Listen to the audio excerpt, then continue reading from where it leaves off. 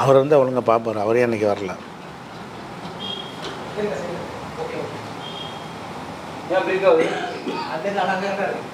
கரெக்டாக இருக்கா?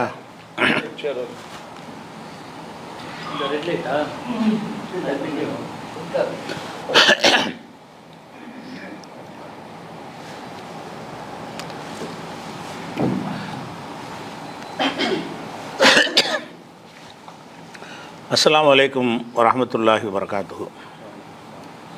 அன்பிற்குரிய சகோதர சகோதரிகளை, திருக்குரானில் இலக்கிய நயம் என்ற தொடர் உரையில் 14ஆம் நாளில் நாம் அமர்ந்திருக்கிறோம். திருக்குரானில் நேரடியான பொருளில் இல்லாமல் மாற்று பொருளில் ஒரு இலக்கிய நோக்கத்தில் பயன்படுத்தப்பட்ட வசனங்களை எடுத்து அதற்கான விளக்கத்தை நம்ம பார்த்து வருகிறோம். அந்த மாதிரியான வசனங்களில் இன்றைக்கு எடுத்துக்கொள்கிற வசனம் எதுன்னு கேட்டால், சில விஷயங்கள் அல்லாஹ் வந்து உதாரணங்கள் மூலமாக விளக்குவான். நேரடியாக சொல்வதை விட ஒரு உதாரணம் சொல்லி விளக்கினால் அதிகமாக புரியும், எளிமையாக புரியும் என்பதற்காக வேண்டி பல விஷயங்களுக்கு அல்லாஹ் உதாரணம் சொல்கிறான். அது மாதிரி சில உதாரணங்களை நம்ம இன்றைக்கு பார்க்கலாம்.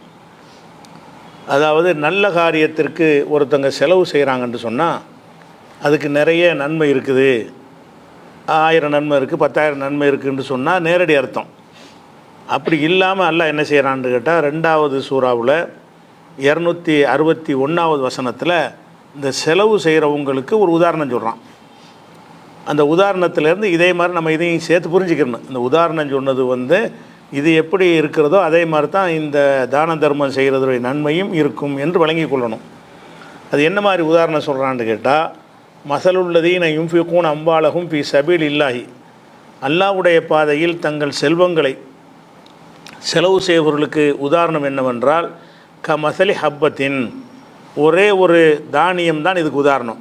நீங்கள் நிறைய செலவு செய்கிறீங்கன்னா ஒரு உதாரணத்துக்கு ஒரு தானியத்தை, தானியம்னா ஒரு நெல், ஒரு கோதுமை, ஏதோ ஒரு தானியத்தை எடுத்துக்கொள்ளுங்கள். அந்த தானியம் 57 சபா சனாபில, அது வந்து 7 கதிர்களை முளைக்க செய்கிறது. ஒரு தானியத்தை நீங்கள் போடுறீங்க, அது முளைச்ச உடனே அந்த செடியில் இருந்து என்ன செய்யும்னு கேட்டால் 7 கதிர்கள் வருகிறது. ஃபீக்குள்ளி சும்புலத்தி மேத்து ஹப்பா, ஒவ்வொரு கதிர்லையும் 100 நெல்மணிகள் இருக்கிறது. ஒரு தானியம் போடுறீங்க, அதிலிருந்து 7 கதிர் வருது. ஒவ்வொரு கதிருக்குள்ளேயும் உடைச்சி பார்த்தீங்கன்னா 100 தானியங்கள் இருக்கிறது. இதுதான் உதாரணம்.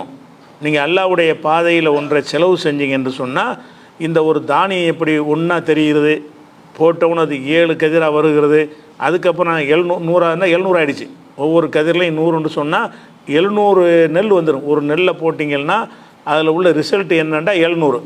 அப்போ 1க்கு 700 வரும்ல. அந்த மாதிரி தான் நீங்கள் செய்கிற நல்ல காரியத்துக்கு செய்கிற செலவுகளுக்கு நான் 700 மடங்கு தருவேன். 700ங்கிறது குறைஞ்சபட்சம்தான், அதிகபட்சம் இருக்குங்கிறான்ல. ஒல்லாஹு யுலாயிஃபு லிமன் யஷா, அல்லாஹ் நாடியவர்களுக்கு இன்னும் பன்மடங்காக கொடுப்பான். குறைஞ்சது எவ்வளோ ஒன்று கேட்டால், 1 செலவு செஞ்சோம்னா 700 கிடைக்கும். இதுதான் உதாரணம் அப்படின்னு சொல்கிறான். இந்த மாதிரி உதாரணம் சொல்லி கேட்கும்போது மக்களுக்கு புரியும். ஆமாம், ஒரு நெல் தான் நம்ம போடுறோம், அது எப்படி 1க்கு எப்படி எல்லாம் 700 தருவான்டா ஒரு யோசனை வரும்ல. இப்போ தந்துக்கிட்டு தானே இருக்கான் உனக்கு.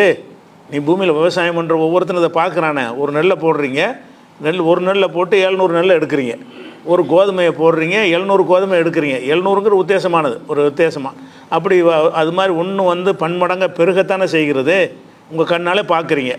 அந்த மாதிரி நானும் தருவேன். ஏற்கனவே தந்துக்கிட்டு தானே இருக்கிறான்ல. நம்ம விவசாயத்தில் பருகிறதெல்லாம் நம்ம முயற்சியில் நல்லா தர்றது தானே. நீங்கள் ஒரு நெல்லை போட்டு அறுவடை செய்கிறீங்கன்னா ஒரு நெல் போட்டு நல்லா எப்படி வந்துச்சு, மேலேருந்து கொட்டவா செஞ்சு இல்லை, அது வந்து அந்த பூமியிலேருந்து எல்லாம் உற்பத்தி பண்ணி தான் உங்களுக்கு என்ன செய்கிறான், தர்றான். அப்போ 1/700ங்கிற இந்த உதாரணத்தை காட்டுவதன் மூலமாக நல்ல காரியத்துக்கு நீங்கள் செலவு செய்யுங்க. வேறு அமல்களுக்கெல்லாம் கூட 1க்கு 10ன்னு தான் ரசூலுல்லாஹ் சொல்கிறாங்க. எந்த ஒரு நன்மையாக இருந்தாலும் மன்ஜா பில் ஹசனத்தி ஃபலஹு அம்சாலிஹா, ஒருவர் ஒரு நன்மையை செய்வாரையானால் அவருக்கு அது போன்ற 10 மடங்கு இருக்கிறது. அப்படி தான் வேறு அமல்களுக்கெல்லாம் இருக்குது. வேறு எந்த ஒரு அமல் செஞ்சாலும் சரி, ஒரு சுப்ஹானல்லாஹ் சொன்னால் 10 சுப்ஹானல்லாஹ்வுடைய அர்த்தம். ஒரு தொழுகையை தொழுதிங்கன்னா 10 தொழுகையுடைய அர்த்தம். ஒரு நோன்பு வச்சிங்கன்னா 10 நோம்புடைய அர்த்தம். எல்லாம் 10 தான். யார் மன்ஜா பில் ஹசனத்தி ஃபலஹு அஷ்ரு அம்சாலியா, யார் ஒரு நல்ல காரியத்தை செய்கிறாரோ அவருக்கு அது போன்ற 10 மடங்கு இருக்கிறதுன்னு எல்லாத்துக்கும் சொல்கிறான். ஆனால் அந்த பொருளாதாரம் செலவழிக்கிறது மட்டும் 700. பொருளாதாரம் செலவு ₹1 செலவு செஞ்சீங்கன்னா ₹700 செலவு செஞ்ச நன்மை 700 மடங்கு நீங்கள் செலவு செஞ்சதாக அல்லாஹ் எடுத்துக்கொண்டு அதுக்கு அதிகமான நன்மையை தருகிறான். இதை விளக்குறதுக்கு அல்லாஹ் என்ன செய்கிறான்னு கேட்டால் 700 தருவேன்ட்டு சொல்லிடலாம் டைரெக்டாகவே. நீங்கள் ஒரு நன்மை செஞ்சீர்களேயானால், நீங்கள் ₹1 செலவு செஞ்சீர்களேயானால் நான் 700 மடங்காக தருவேன்ட்டு டைரெக்டாக நம்பரை சொல்லலாம்ல. அப்படி சொல்லாமல் இந்த உதாரணத்தை காட்டுறான். எப்படி ஒரு நெல்லை போடுறீங்க, அது எப்படி 700 ஆகும்னு ஒருத்தன் டவுட் வரும்ல. ஒன்றுக்கு எப்படி 700 தருவாங்க? அப்போ இது குறையவும் செஞ்சிரும்ல. இது நெல்லை போட்டு 700 ஆகிறது எதுக்காக குறைவு ஏற்படுமா? ஒரு நெல்லை போடுறீங்க 700 கிடச்சிருச்சு, இது எதை குறைச்சி 700 தருது? எதுவும் குறையாது, அது புதுசாகவே ஆடாகி தான் தருகிறது. அப்போ அல்லாஹ் அவன் 700 எடுத்து தருவதற்கு கஜானா குறைஞ்சவங்களாம் செய்ய தேவையில்லை, ஆகுமா ஆயிரும். அப்போ ஒன்றுக்கு 700 தருவது என்பதற்கு அல்லாஹ்வுடைய கஜானாவை குறைக்காது. அந்த கருத்து அதில் வருது. இந்த தானியத்தை உதாரணம் காட்டுவதன் மூலமாக ஒரு தானியம் 700 ஆனதுனால வேறு எங்கேயோ இருக்கிற 700 எடுத்துக்கொண்டு அங்கே தந்துச்சு, யாருக்கும் குறையவெல்லாம் இல்லை, எங்கள் இருப்புலாம் குறையவெல்லாம் இல்லை. கஜானாவில் உள்ளது குறைஞ்சி போய் 700 வரல, சும்மா அங்கேருந்து உற்பத்தி ஆகுது. ஒன்று தான் நீ போட்டிங்க, அந்த இடத்துல இருந்து 700 வர்ற மாதிரி நானும் தருவேன். நான் தருவது யாருக்கோ உள்ளதை குறைச்சி தரமாட்டேன், அல்லது நான் மூட்டை மூட்டையாக வச்சுருப்பேன், உங்களுக்கு 700 தந்தவொன்னு குறைஞ்சிறப்பெல்லாம் நினைக்காதீங்க. எல்லாமே ஆகுண்ட ஆகுறது தான். நான் எப்படி விவசாயத்தில் இந்த மாதிரி ஒன்றுக்கு 700ஆக தருகிறேனோ அதே மாதிரி உங்களுக்கும் தருவேன் என்பதை அல்லாஹ் ஒரு உதாரணத்தை சொல்லி நமக்கு விளங்க வைக்கிறான். அப்போ உதாரணம் சொல்லி விளங்கும்போது என்ன செய்ய முடியும்ட்டா நமக்கு ஆழமாக இந்த நம்ம தர்மம் செய்யணும். இவ்வளவு நன்மை கிடைக்கிறத, ஒரு நெல்லுக்கு ஒரு 700 நெல் கிடைக்கிற மாதிரி தான தர்மங்கள் நல்ல காரியத்துக்கு செலவு செய்தால் அவ்வளோ நன்மை கிடைக்கிது என்று நல்லா சொல்கிறான். அதுபோல் ஏன் இதுக்கு செய்கிறான்னு கேட்டால், மனிதர்கள் எதை வேண்டாலும் தியாகம் செஞ்சுருவாங்க, காசை கொடுக்க மாட்டான். உயிரை கூட கொடுப்பான், என்ன செய்ய மாட்டான், காசை கொடுக்க மாட்டான். மனிதனுடைய இந்த காசு மேலே உள்ள பற்று எவ்வளோ இருக்குன்னு கேட்டால் இழக்க மாட்டான், வெளியே எடுக்க மாட்டான் காசுங்கிறத. அப்போ காசை எடுக்கிறது என்னமோ உயிரை கொடுக்குற மாதிரி அவனுக்கு தெரியும். அதனால எல்லாம் என்ன செய்கிறான்னா கூட நன்மை தர்றான். காசை எடுக்க மாட்டேங்கிறீங்கள, அவ்வளோ சிரமப்பட்டு நஃப்ஸை ஜெயிச்சு தான் கொடுக்குறான். நஃப்ஸை வென்றவன் தான் இதை கொடுக்க முடியுது. அப்படிங்கிறதுனால இது சாதாரணமாக எடுத்துக்கிற முடியாது. தொழுவச்சோன்னா தொழுதுட்டு போயிடுவாங்க, இன்னும் 100 ரூபா தொழுனா தொழுவாங்க, அதில் என்ன ஒன்றும் கிடையாது. ஆனால் என்ன செய்யுது, 100 ரூபா கொடுன்னா கொடுக்க மாட்டாங்க. ஏன், அது என்னமோ ஒரு இதையை தரத்து கொடுக்குற மாதிரி அதை ஃபீலிங் வரும் மனுஷனுக்கு. இந்த காசின் மீது அப்படி அட்டாச் ஆகிருக்கிறாங்க மனிதர்கள்.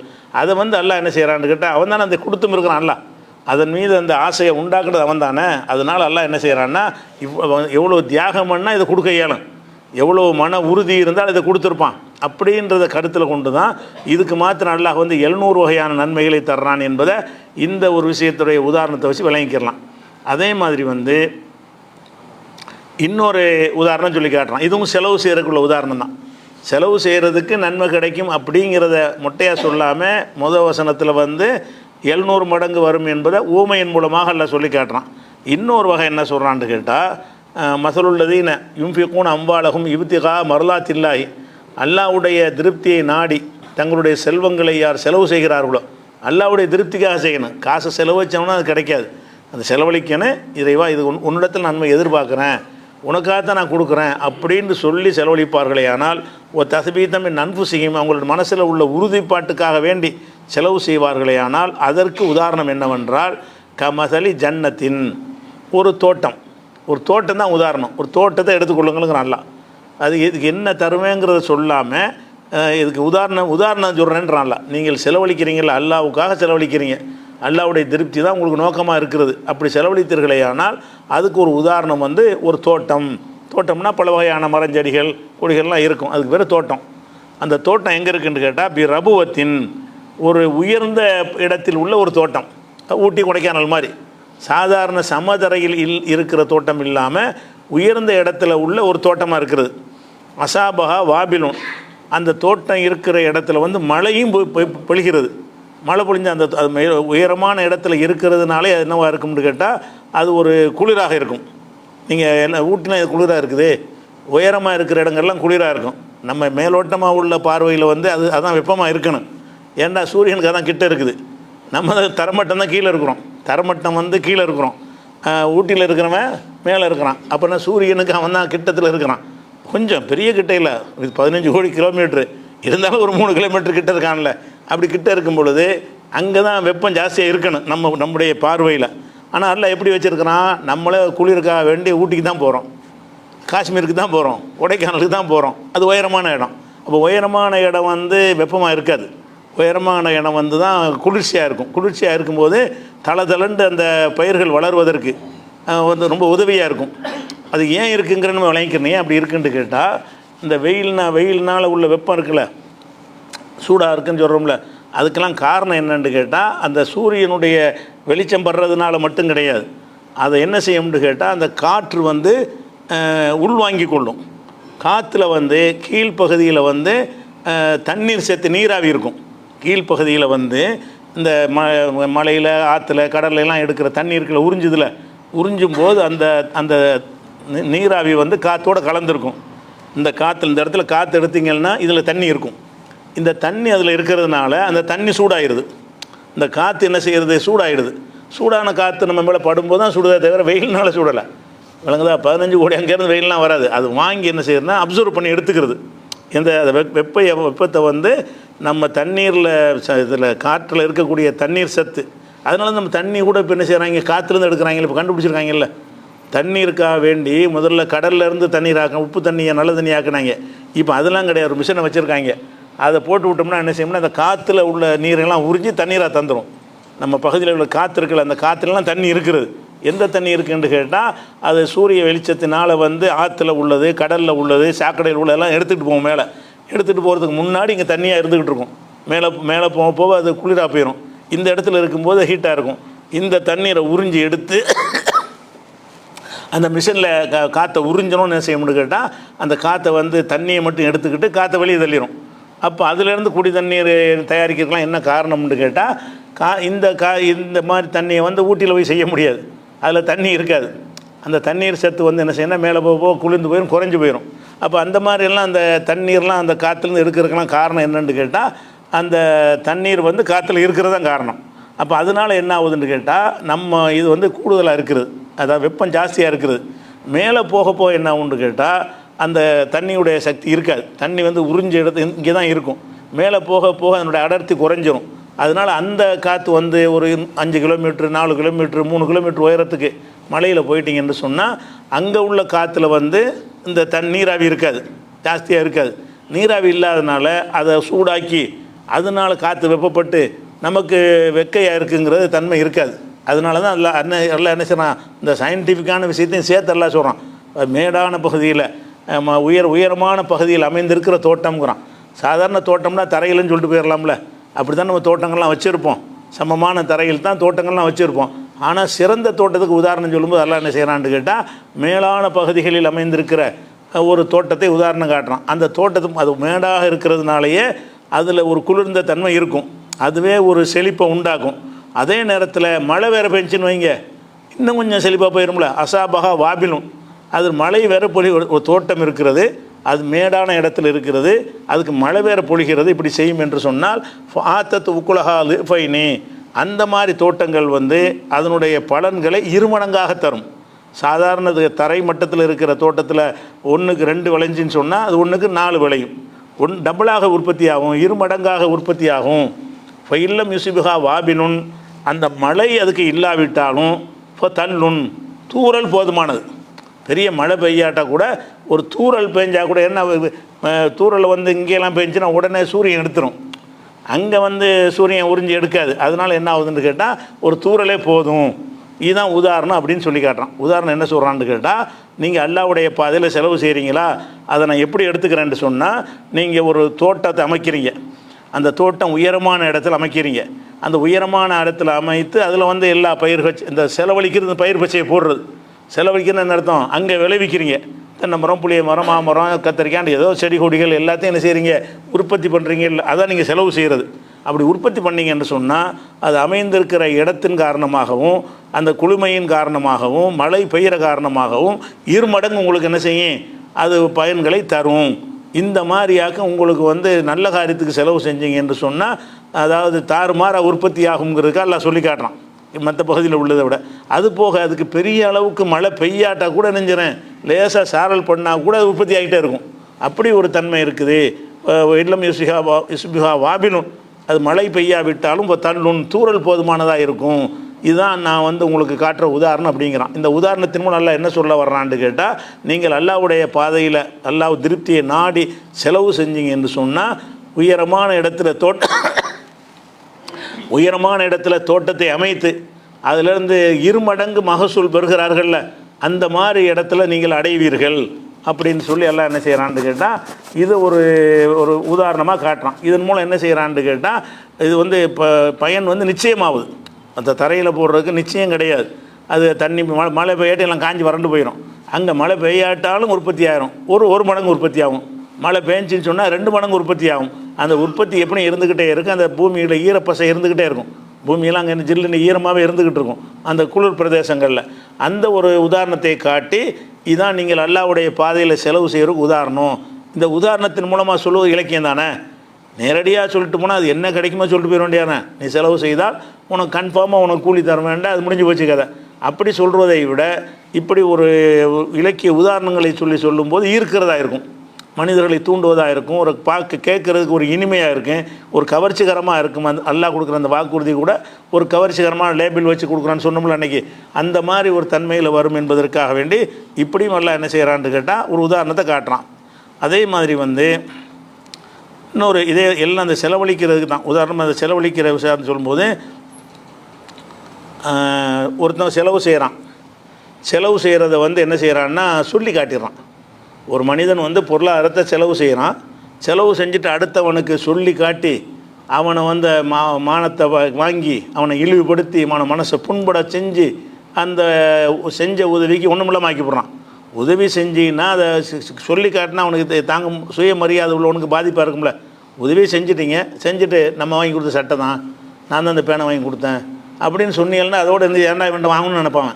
நம்ம ஒரு உதவி செஞ்சோம்னு சொன்னால் அதை சொல்லி காட்டுவதை வந்து மரியாதை உள்ள எந்த மனுஷனாலும் ஜீரணிக்க முடியாது. அப்போ என்ன ஆகுன்னு கேட்டால், அல்லாஹ் என்ன பார்ப்பா, நீ கொடுத்ததை பார்க்க மாட்டேங்கிறான். அவன் நீ கொடுத்துட்டு சொல்லி காட்டுறீல, அப்போ அவன் வாங்கினவன் திருப்தி அடையலையே. எப்போ நீ கொடுத்துட்டு சொல்லி காட்டிட்டியோ உன்ட்ட வாங்கினவன் வந்து அதில் சந்தோஷம் அடையலை, இவன்கிட்ட ஏன் வாங்கணும்னு நினைக்கிறான். அப்படி இருக்கிறது கூலி கிடைக்கக்கூடாது. நீ கொடுத்துட்டு சொல்லி காட்டினா அவங்களுக்கு கூலி கிடைக்கக்கூடாது என்பதை அல்லாஹ் சொல்லும்போது என்ன செய்கிறான்னு கேட்டால் உதாரணத்தின் மூலம் சொல்கிறான். நீங்கள் தான தர்மம் செய்கிறீங்க, செஞ்சுட்டு யாருக்கு செஞ்சீங்களோ அவங்கள்ட்டே சொல்லி காட்டுறது. நிறைய பேர் இப்படி இருக்கிறாங்க. அவ்வளோ நன்மைகளையும் நான் தான் அதை செஞ்சு கொடுத்தேன், நான் தான் இதை செஞ்சு கொடுத்தேன் அப்படின்னு சொல்லிலாம் காட்டுறாங்க. அது சொல்லி காட்டுற மட்டும் இல்லாமல் இல்லை இதில் மைக்கு அவர் வாங்கி கொடுத்தா இவர் வாங்கி கொடுத்த மைக்குன்னு எழுதி விட்றாங்க. அவ்வளோதான். ஒரு பொருளை வாங்கி கொடுத்தா இந்த டீ பிளேட்டு வெளிச்சத்துக்கு போடுறது, அதில் பெயிண்ட் அடித்து அதில் பாதி வெளிச்சத்தை மறைச்சிடுறாங்க, இன்னாருடைய உபயோகம்னு சொல்லி. அப்போ நீ அல்லாவுக்கா நீ கொடுத்தீங்கன்னா அதை எதுக்கு நீ அது அல்லாவுக்கு கொடுத்தா விட்டு போயிட முடியானே. அது இன்னார் தான் கொடுத்தாரு எல்லோரும் பார்க்கும்போது தான் தெரியணுமா. அவன் ஒரு வாயினால் சொன்னால் ஒரு தடவை சொல்லிடுறான். இவன் ரெக்கார்டு பண்ணானே தினம் பார்க்குறவனுக்குலாம் சொல்லிகிட்டு இருக்கான், நான் தான் அந்த லைட் வாங்கி கொடுத்தேன், ஒரு 100 ரூபாய்க்கு டீப் லைட் வாங்கி கொடுத்துட்டு ஒரு 25 வருஷத்துக்கு என்ன செய்யலாம் அதுக்கு பேர் வாங்கிட்டு இருக்கான். அப்போ இது என்ன, இதில் என்ன கிளாஸ் இருக்குது, அதில் எதுவும் அது இன்னும் கூலி கிடைக்கக்கூடாது. அதுக்கு எல்லாம் என்ன செய்கிறான்னு கேட்டால், இது வந்து 2வது சூறாவில் 264வது வசனத்தில் அல்லாஹ் சொல்கிறான், யாயுஹல்லதி நாமனும், நம்பிக்கை கொண்ட மக்களை, லா துபுத்திலு சதகாத்திக்கும், உங்களுடைய தர்மங்களை பாழாக்கி விடாதீர்கள். உங்கள் தர்மங்கள் பாழாகி போயிடும். எதனால் பாழாயிரும்னு கேட்டால், பில் மன்னி உல் அதா, சொல்லி காட்டுவதன் மூலமாக, சொல்லி காட்டி அவனை வந்து மன உளைச்சல் ஏற்படுத்துவதன் மூலமாக உங்களுடைய தர்மங்களை வந்து பாழாக்கி விடாதீர்கள் அப்படின்னு சொல்லிட்டு, இவனுக்கு உதாரணம் என்னவென்றால் அல்லாஹ் உதாரணம் சொல்கிறான். அல்லாது கல்லதி யுன்ஃபிக்கு மாலகு ரியா நாசி, மக்கள் பார்ப்பதற்காக பொருளாதாரத்தை செலவு செய்கிறான், அல்லாஹ்வுடைய நம்பிக்கை இல்லை. இவனுக்கு உதாரணம் என்னென்னு சொன்னால், இப்போ மசல்ஹூ கமசலி சஃப்வானின், இவனுடைய உதாரணம் என்னென்னு கேட்டால், ஒரு பாறை இருக்குது, பாறை கல் இருக்குது, கல்லாலான ஒரு பாறை இருக்கிறது. அந்த பாறைக்கு மேலே கொஞ்சம் மண் போட்டிருக்கிறாங்க, ஒரு இன்ச்சு அளவுக்கு 2 இன்ச்சுக்கு மண் போட்டிருக்காங்க. ஆனால் நம்ம மண்ணு நினச்சிக்கிடுவோம், கீழேப்பா இது பாறையாக இருக்குது, இதில் ஒரு 2 இன்ச்சுக்கு என்ன செய்கிறாங்க மண்ணலை கொட்டுறாங்கன்னு வைங்க, இது மண்ணுன்னு நம்ம நினச்சிக்கிடுவோம், அதை விவசாய நிலம்னு நம்ம நினச்சிக்கிடுவோம். அப்படி ஒரு பாறைன்னு வச்சுக்கிறோங்கிறான்ல. அல்ல என்ன செய்கிறான்னா, கமசலி சஃப்வானின், ஒரு பாறை இதுக்கு உதாரணம், அலைஹி துராபுன், அதன் மீது மணல் போடப்பட்டிருக்கிறது, அதன் மீது கொஞ்சம் மண் போடப்பட்டிருக்கிறது. அந்த நேரத்தில் இவன் என்ன செய்வான், மண் தானே நிலம் தானே நினச்சிக்கிட்டு அதில் விவசாயம் பண்ணுவான். பாறை இருக்குது, பாறைக்கு மேலே கொஞ்சம் மண்ணை போட்டிருக்கு, மண்ணில் விவசாயம் பண்ணுவோம், அதில் கொண்டே நெல்லையோ புள்ளையோ எதையோ ஒரு கத்திரிக்காய் செடியோ கொண்டே போடுவான், முளைக்கும் நினச்சிக்கிட்டு. ஆனால் கீழே இருக்கிறது என்னது, பாறைக்கு மேலே மணல் போடப்பட்டிருக்கிறது. அந்த நேரத்தில் பசாபகு வாபிலுன், அப்போது ஒரு பெருமழை அடிக்கிறது. அடித்த உடனே இப்போ தரக்ககு சல்தா, முட்டையை கரைச்சிட்டு போயிடான். முட்டையுமே மழை பெய்யுமா, மழை பெஞ்சோன்னு சந்தோஷம் அவனுக்கு என்னது, விளைஞ்சிரும், நம்ம தானியம் போட்டிருக்கிறோம், இந்த இடத்துல அறுவடை நிறைய பண்ணலாம் அப்படி நினச்சிக்கிட்டு இருக்கும்போது மழை லேசாக பெஞ்சால் ஒன்றும் ஆகாது. பெரிய மழை பெஞ்சால் என்ன செய்யணும்னு கேட்டால் அந்த மேலே இருக்கிற மண்ணை கரைச்சிக்கிட்டு போயிடும். கரைச்சிட்டு போடணும்னு என்ன ஆகணும்னு கேட்டால் ஒரு வழுக்கு பாறையாக மாறிடும். எந்த ஸ்டைலில் ஏற்கனவே இருந்துச்சோ அந்த மாதிரி போயிடும். லா எக்கதீரும் அலா செய்யும் இம்மா கசபு, அவங்க உழைத்ததுக்கு எந்த ஒரு பலனையும் பெற மாட்டார்கள். உழைச்சிருக்கிறான், அதில் போய் என்ன செய்கிறான், ஒரு இந்த தர பூரா இவ்வளோ ஒரு இடத்துல பாறை இருக்குது, அது மேலே மண்ணை போட்டு விவசாயம் பண்ணான்னு சொன்னால் ஒரு ஏக்கர் அளவு கூட இருக்கலாம். இதில் நிறைய நம்ம பலன் கிடைக்கும், அறுவடை பண்ணிடலாம், மழை வேறு பெஞ்சிருச்சு அப்படின்னு நினச்சிக்கிட்டு இருக்கும்போது அந்த மழை ஜாஸ்தியாக போச்சுன்னு சொன்னால் என்னவாயிரும், இந்த பாறைக்கு மேலே போட்ட மண் வந்து கரைஞ்சி கொண்டு போயிடும். கரைஞ்சிட்டு போனால் அதில் போட்ட விதையும் சேர்ந்து போயிடும். அந்த மணல் மட்டும் போகாது, அதில் விதைச்சிக்கிற போட்டான்ல, நெல்லுகள் ஏதாவது போட்டிருப்பான்ல, அது வேரோட சின்ன சின்ன வேர் விட்டுருக்குமா, மொத்தத்தையும் அரைச்சிக்கிட்டு போயிடும். ஏதாவது அவனுக்கு பயனே இருக்காது. அப்போ நீங்கள் இதை கொடுத்துட்டு சொல்லி காட்டினா தான் இதே மாதிரி தான். அது நீங்கள் கொடுத்துட்டா பார்த்தா என்ன செய்யுது, நன்மை கிடைக்கிற மாதிரி தெரியுது. நீங்கள் கொடுக்குறீங்க, இதுக்கு எதாவது நன்மை கிடைக்கும்னு நீங்கள் நினைக்கிறீங்க. அல்ல அதை என்ன மாதிரி ஆக்கிடுறான்னு கேட்டால் பைசா புண்ணியமெல்லாம் ஆக்கிடுறான். அப்போ சொல்லி கொடுத்துட்டு நீங்கள் சொல்லி காட்டிட்டீங்கன்னு சொன்னால் நீங்கள் வழுக்கு பாறையில் விவசாயம் பண்ண மாதிரி தான் அது. வழுக்கு பாறையின் மீது விவசாயம் பண்ணினால் ஏமாந்து, வழுக்கு பாறையை டைரெக்டாக நீங்கள் பண்ணலை, வழுக்கு பாறையின் மீது கொஞ்சம் மண்ணை போட்டு விவசாயம் பண்ணினால் அது எப்படி நீங்கள் ஏமாந்து போவீங்களோ அந்த மாதிரி அங்கே வந்து நிற்கும் போது நீங்கள் நிறைய இப்படி நினச்சிக்கிட்டு வருவீங்க. அவனுக்கு கொடுத்த இவனுக்கு கொடுத்தோண்டு அங்கே எல்லாம் எப்படி காட்டுவான், வழுக்கு பாறையை காட்டுவான், இதாடா நீங்கள் கொடுத்த தருமம் ஒன்றுமே இல்லைன்றான். அப்போ அந்த மாதிரி இந்த உதாரணத்தின்னு சொல்லும்போது அவனுக்கு விளங்குது, இப்போ இந்த மாதிரி போயிடும் போல இருக்க, நம்ம செலவு செய்கிறோம், நன்மை கிடைக்கும் நினச்சிட்டு இருக்கிறோம், சொல்லி காட்டணும்னு சொன்னால் எல்லாத்தையும் அழிச்சிட்டு போயிடும் போல இருக்க, நமக்கு உண்மை மிஞ்சாது போல இருக்குது அப்படின்னு நினச்சான்னு சொன்னால் ஒரு மனிதனுக்கு உதவி செஞ்சுட்டு சொல்லி காட்ட மாட்டான். இந்த உதவி செஞ்சுட்டு சொல்லி காட்டுற விஷயத்தை வந்து இஸ்லாம் பல இடங்களில் ரசூலுல்லாஹ் ஒரு கடுமையாக கண்டிக்கிறாங்க.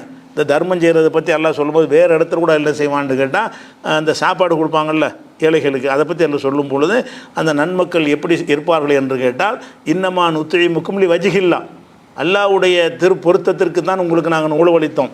லான் உறுதி மின்கும் ஜசான், உங்கள்கிட்ட நாங்கள் எந்த ஒரு பிரதிபலனையும் எங்கள் எதிர்பார்க்கலை, உங்கள்கிட்ட எது நன்மையை நாடி நாங்கள் இதை செய்யலை, நாங்கள் வந்து அல்லாவுக்காக தான் இதை செஞ்சோம் அப்படின்னு அவங்க சொல்லுவாங்கங்கிறான். அப்போ அல்லாவுக்காகத்தான் அதை செய்யணுன்ற ஒரு எண்ணத்திலே தான் நம்ம தான தர்மம் செய்யணுமே தவிர இந்த சொல்லி காட்டி அழிச்சிடக்கூடாது. நிறைய பேர் இருக்குது, நிறைய பேர் அள்ளி அள்ளி கொடுக்குறாங்க, நம்ம வாழ்க்கையில் பார்க்குறோம், அப்படியே நாசமாக்கிறான். அவ்வளோ கஷ்டப்பட்டு காசை எடுக்கிறது இவ்வளோ கஷ்டமான விஷயம்.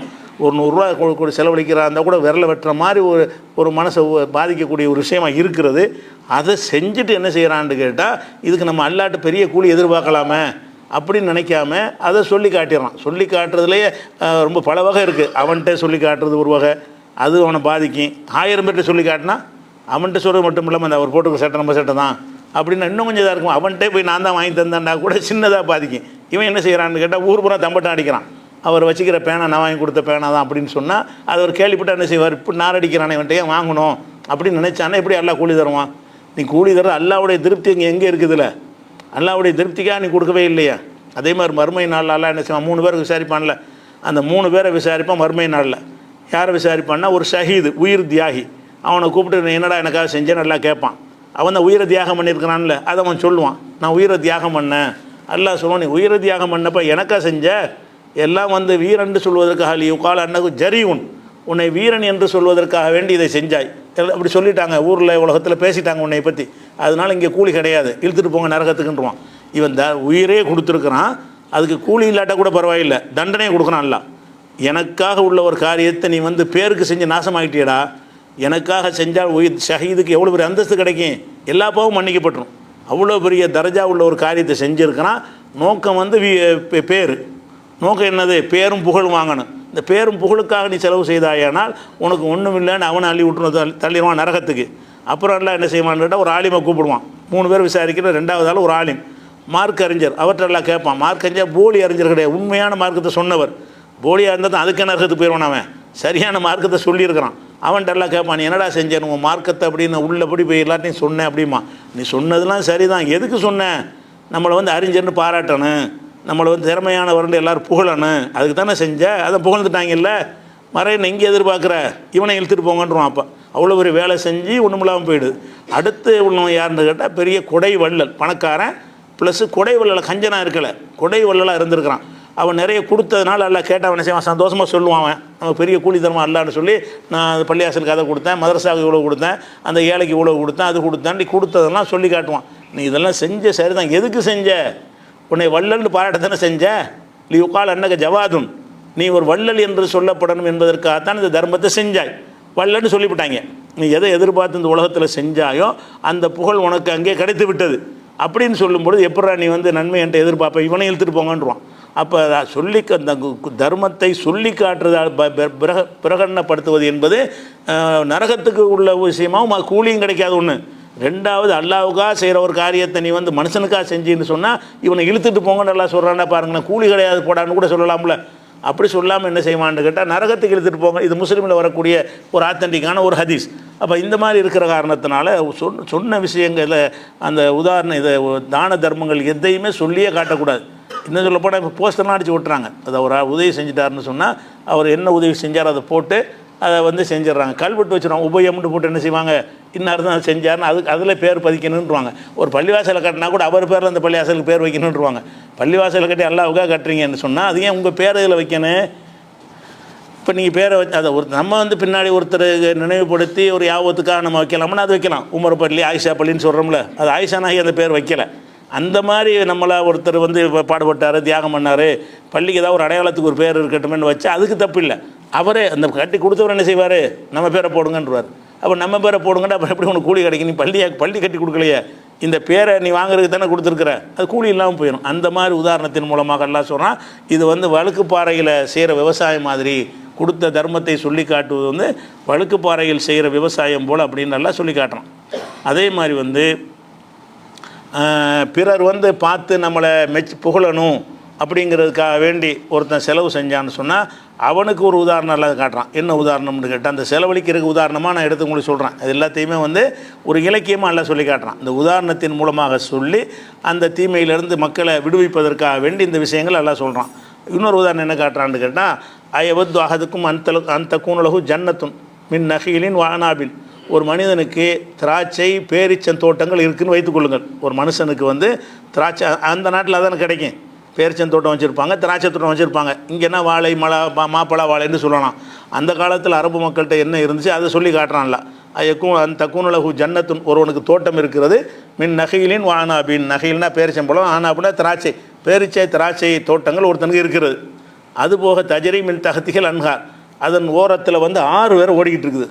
அதாவது தோட்டம் ஒன்று இருக்கிறது, அந்த தோட்டம் வந்து காஞ்சி போகாமல் இருப்பதற்காக வேண்டிய கிணறை தோண்டி போர் போட்டு அதுக்கு தண்ணி பாய்ச்சறதுங்கிறது கஷ்டமான வேலை. அதை விட அது கீழே 6 ஓடிக்கிட்டு இருக்குது, வேணுங்கிறது ஊற்றிக்கிடலாம். அப்போ அந்த தண்ணீர் பிரச்சனை இருக்குது, நிலமும் குளுமையாக இருக்கும்.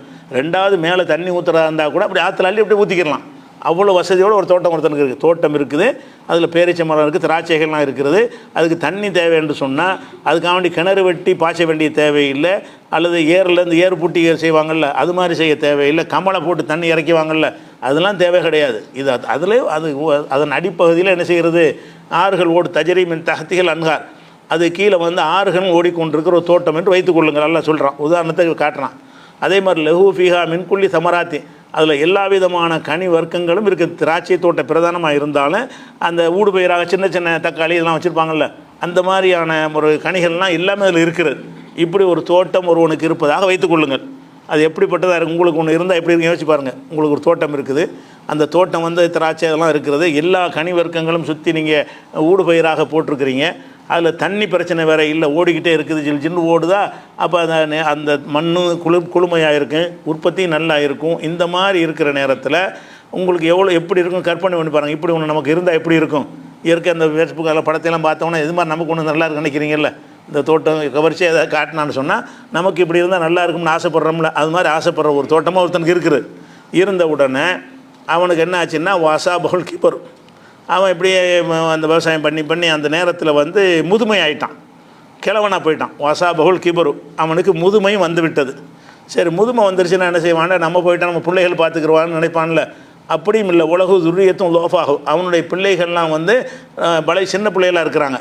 இவன் முதுமை அடைஞ்சிட்டான், முதுமையான காலத்தில் புள்ள பெற்றிருக்கான்னு வருங்குது, புள்ள பெற்றிருக்கான், அவனுக்கு புள்ள தோட்டம் தருவான், அவன் பார்த்துக்குருவானான்னு கேட்டால் அவனுக்கும் பார்க்க முடியாது. அவன் பிள்ளையே இவன் கவனிக்கிற நிலையில் இருக்கிறான், பலவீனமான நிலையில் பிள்ளைகள் இருக்கிறாங்க.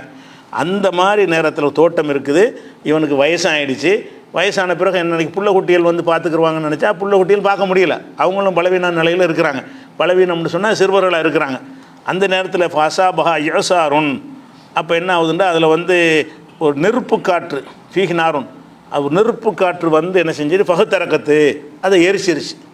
நெருப்பு காற்று வருது, அந்த காற்றுலே பல வகை இருக்குது.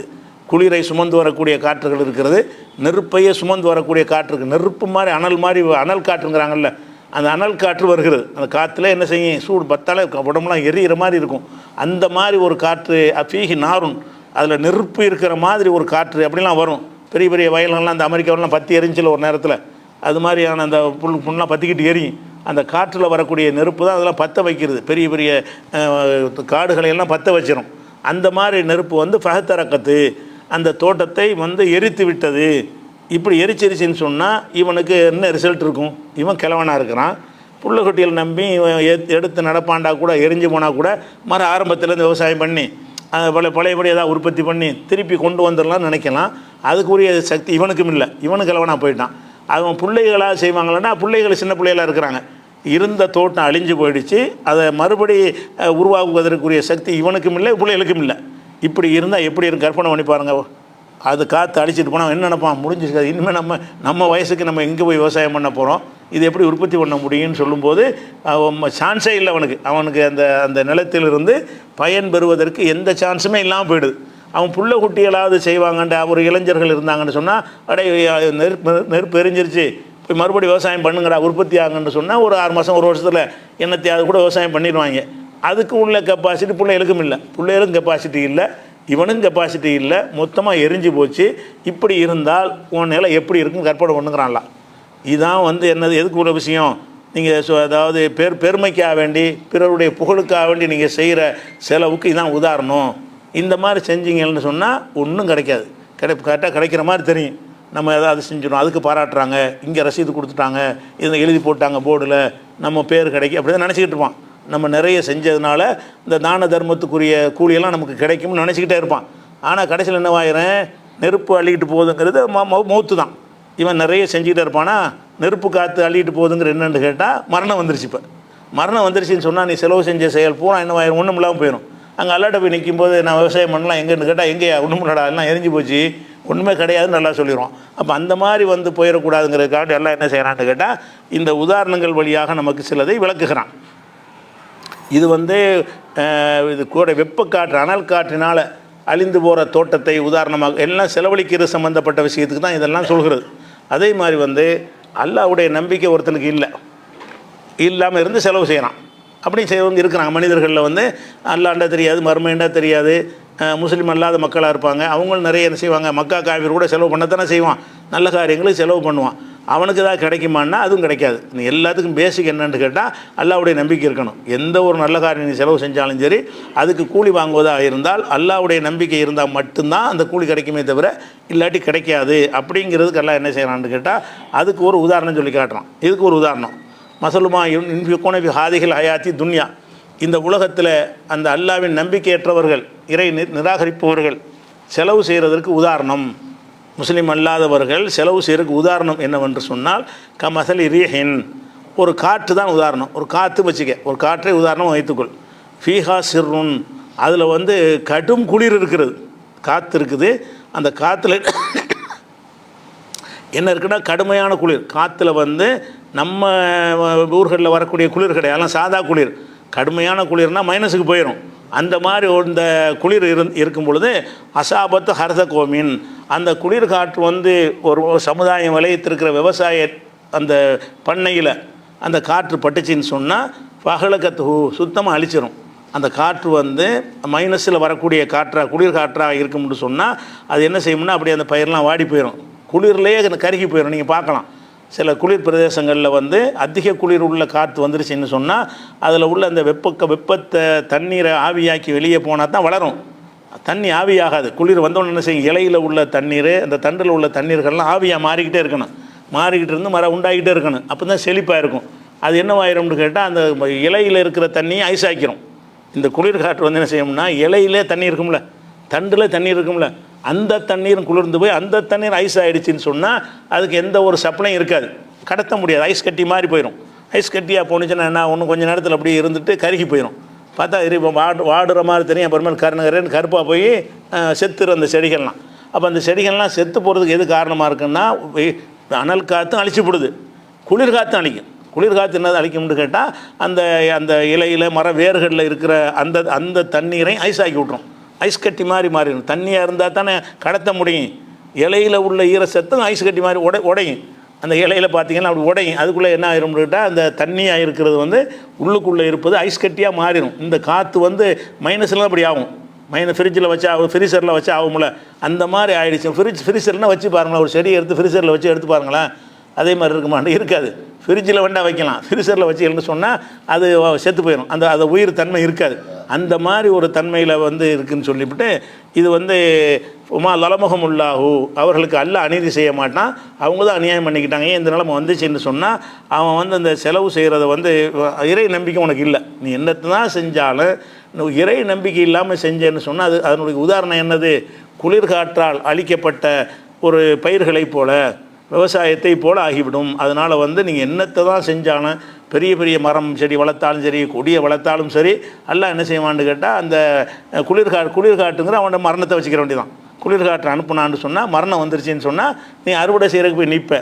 அங்கே என்னவா இருக்கும்? நீ செஞ்ச பொருள்கள்லாம் குளிர்காட்டினால கருகி போன நிலையில் இருக்கும்னு சொல்லி ஒரு உதாரணத்தின் மூலமாக விலைக்கு என்ன செய்கிறான்னு கேட்டால் நீங்கள் இறைவனுடைய நம்பிக்கையோட செலவு செய்யணும், அப்படி இல்லைன்னா அந்த கூலி கிடைக்காதுன்னு சொல்கிறான். இதெல்லாம் ஒரு உதாரணத்தின் மூலமாக எல்லாம் எடுத்து சொல்கிறான்.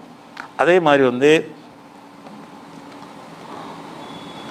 இப்படி சில இதெல்லாம் வந்து செலவு ஒவ்வொரு விஷயத்துக்கும் உதாரணங்கள் இருக்கிறது. ஒரு குறிப்பிட்ட உதாரணமும் உங்களுக்கு சொல்லி காட்டுறோம். இன்னொரு உதாரணம் என்ன செய்யணும்னு கேட்டால், நம்ம ஒருத்தருக்கு பிரச்சாரம் பண்ணுறோம்.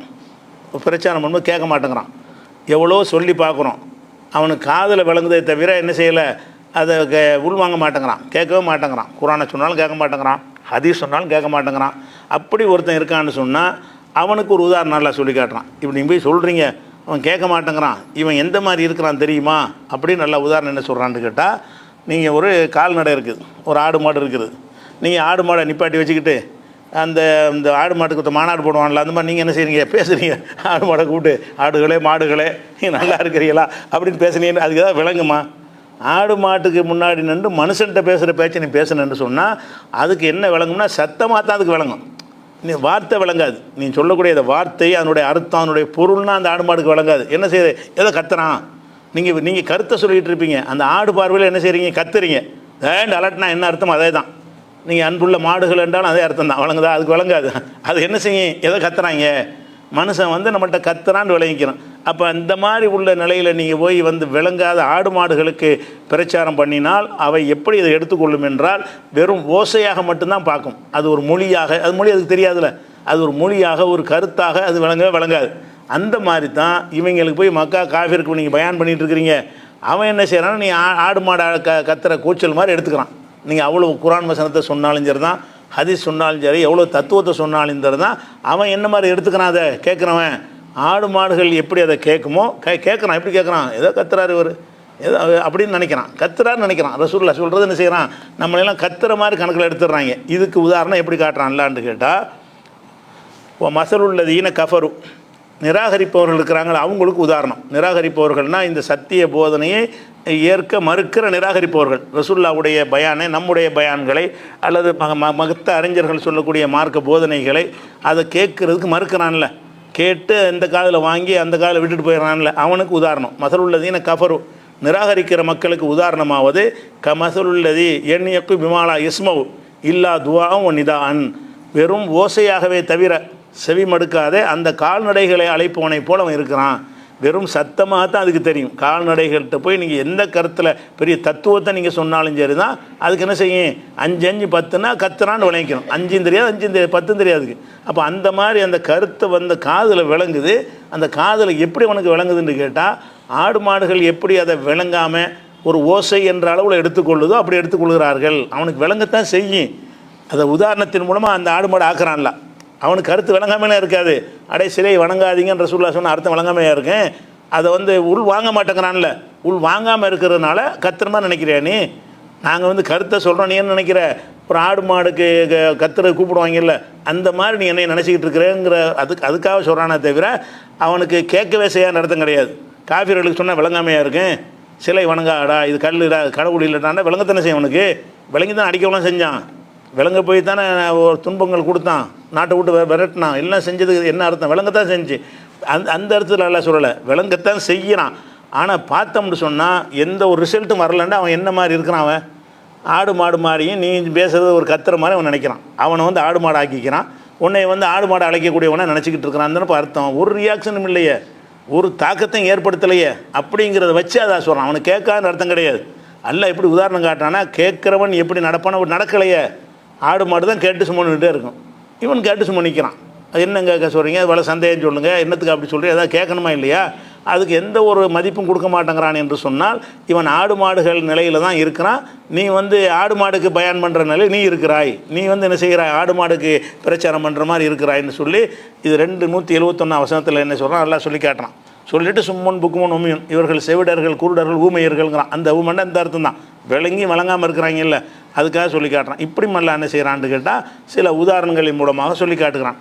அதே மாதிரி வந்து இப்போ இஸ்லாத்தில் இல்லாமல் இருந்து கொண்டு இஸ்லாத்து நம்பிக்கை இல்லாமல் இருந்து கொண்டு எத்தனை நல்ல காரியம் செலவு செய்கிறது இல்லாமல் வேறு நல்ல காரியம்லாம் செய்வாங்க. சமுதாய தொண்டுலாம் செய்வாங்க. ஏழைகளுக்கு தையல் மிஷினும் வாங்கி கொடுப்பாங்க.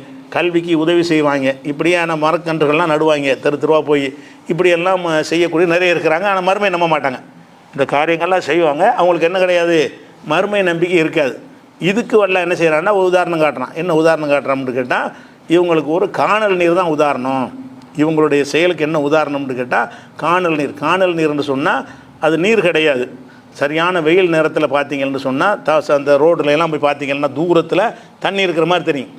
அந்த காற்றுடைய அந்த மாறுபாடுனால் என்ன செய்ய முடியாட்டா கதிர்கள் அடிக்கிறத வச்சு ஒரு தண்ணி அங்கே இருக்கிற மாதிரி நமக்கு தெரியும். காணல் நீர்பாங்க. அது நீர் கிடையாது. அது இங்கேருந்து வெயில் நேரத்தில் நல்ல உச்சி வெயிலில் போனீங்கன்னா ரோட்டில் பார்த்தீங்கன்னா தூரமாக பார்த்தீங்கன்னா என்ன செய்யணும்னா தூரத்தில் தண்ணி இருக்கும், ஆறு ஓடுற மாதிரி தெரியும். போய்கிட்டு இருக்கும்போது அப்படி அதுவும் போய்கிட்டே இருக்கும். கடைசியில் என்ன ஆகுதுன்னா கடைசி வரைக்கும் நீங்கள் போய் சேர்ந்துட்டீங்கன்னா அது ஆறு இருக்காது, ஒன்றுமே இருக்காது. அப்போ அது இல்லாத ஒரு தண்ணீர் ஆறு வந்து ஆறு மாதிரி உனக்கு தெரியும். அந்த மாதிரி தெரிகிறதுக்கு வந்து காணல் நீர்னு சொல்லுவாங்க. அது வந்து அது நீர் கிடையாது, போலியாக உனக்கு ஆறு மாதிரி தெரியும். அந்த சூரிய கதிர்கள் என்ன செய்யும்னா அந்த காற்று அலைவரிசை மாறும்போது அந்த கதிர்கள் வந்து என்ன செய்யும்? ஏற்ற இறக்கமாக காட்டும். அப்படி காட்டும்போது என்ன ஆகுன்னு கேட்டால் அது நம்ம இந்த கிராஸாக பார்க்கும்போது மேலேருந்து பார்த்தா காணல் நீர் தெரியாது. விமானத்தில் பறந்தால் காணல் நீர் பார்க்க முடியாது. சைடு பார்வையில் பார்க்கும்போது என்ன செய்யணும்னு கேட்டால் அங்கே தண்ணி இருக்கிற மாதிரி தெரியும். இப்படி பார்த்தா தான் தண்ணி மாதிரி தெரியும்.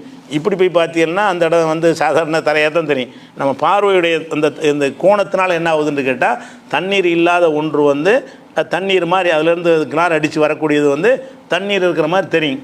இப்போ தண்ணி இருக்குதுன்னு சொல்லிட்டு சரி சரியான தாகமாக இருக்கிறானா அவன் போய்கிட்டே இருப்பான். நீ போய்கிட்டே இருக்க வேண்டியதுதான். போய் தண்ணியை குடிச்சிடலான்னு நினச்சி நீ போய்கிட்டே இருக்க 1 மணி நேரம் போனாலும் சரி தான் அதுவும் போய்கிட்டே இருக்கும். நீ இருக்கிற இந்த தங்களுக்குள்ளே இருக்கிற மாதிரி தெரியும். ஒரு அரை மீட்டரில் இருக்கிற மாதிரி உனக்கு தெரியும், அரை கிலோமீட்டரில் இருக்கிற மாதிரி தெரியும். நீ போனீங்கன்னா இப்போவும் அரை கிலோமீட்டர் இருந்துக்கிட்டே இருக்கும். நீ 5 கிலோமீட்டர் போன பிறகு பார்த்தாலும் இன்னும் அரை கிலோமீட்டர் போகிற மாதிரி தெரியும். ஏன்னா அங்கே தண்ணி இல்லை. இல்லாத தண்ணி வந்து இருக்கிற மாதிரி உன்னை காட்டி ஏமாத்துதில்ல, அதுதான் இது உதாரணம்ங்கிறான்லாம். யார் வந்து முஸ்லீமார் இஸ்லாத்தை ஏற்றுக்கொள்ளாமல் இருந்து நல்ல பிற பணிகள் செய்கிறார்களோ அவர்களுக்கு இந்த உலகத்தில் வேண்டாம் புகழ் அதெல்லாம் கிடைக்கலாம், அல்லாவிடத்தில் எதுவும் கிடைக்குமானா கிடைக்காது. எப்படி செய்கிறான்னு கேட்டால் ஒல்லதீன கஃபரு நிராகரிக்கிற மக்கள் அமாலுகும் அவங்களுடைய செயல்களுக்கு உதாரணம் சராபின், அது ஒரு காணல் நீர் போல். சராபுனா காணல் நீர் மாதிரியான உதாரணம். யஹசபுல் அனுமா தாகமாக இருக்கிறவன் வந்து அதை தண்ணீர் என்று நினைப்பான். தாகத்தில் இருக்கிறவன் பார்ப்பான் அங்கனுக்குள்ளே தண்ணி இருக்க. வெயிலில் தான் காணல் நீர் பார்க்க முடியும். வெயில் இல்லாத நேரத்தில் பார்க்க முடியாது, மழை நேரத்தில் பார்க்க முடியாது. நல்ல வெயில் அடிக்கணும், உச்சி வெயில் நேரமாக இருந்தால் அந்த தண்ணி இருக்கிற மாதிரி நமக்கு தெரியும்.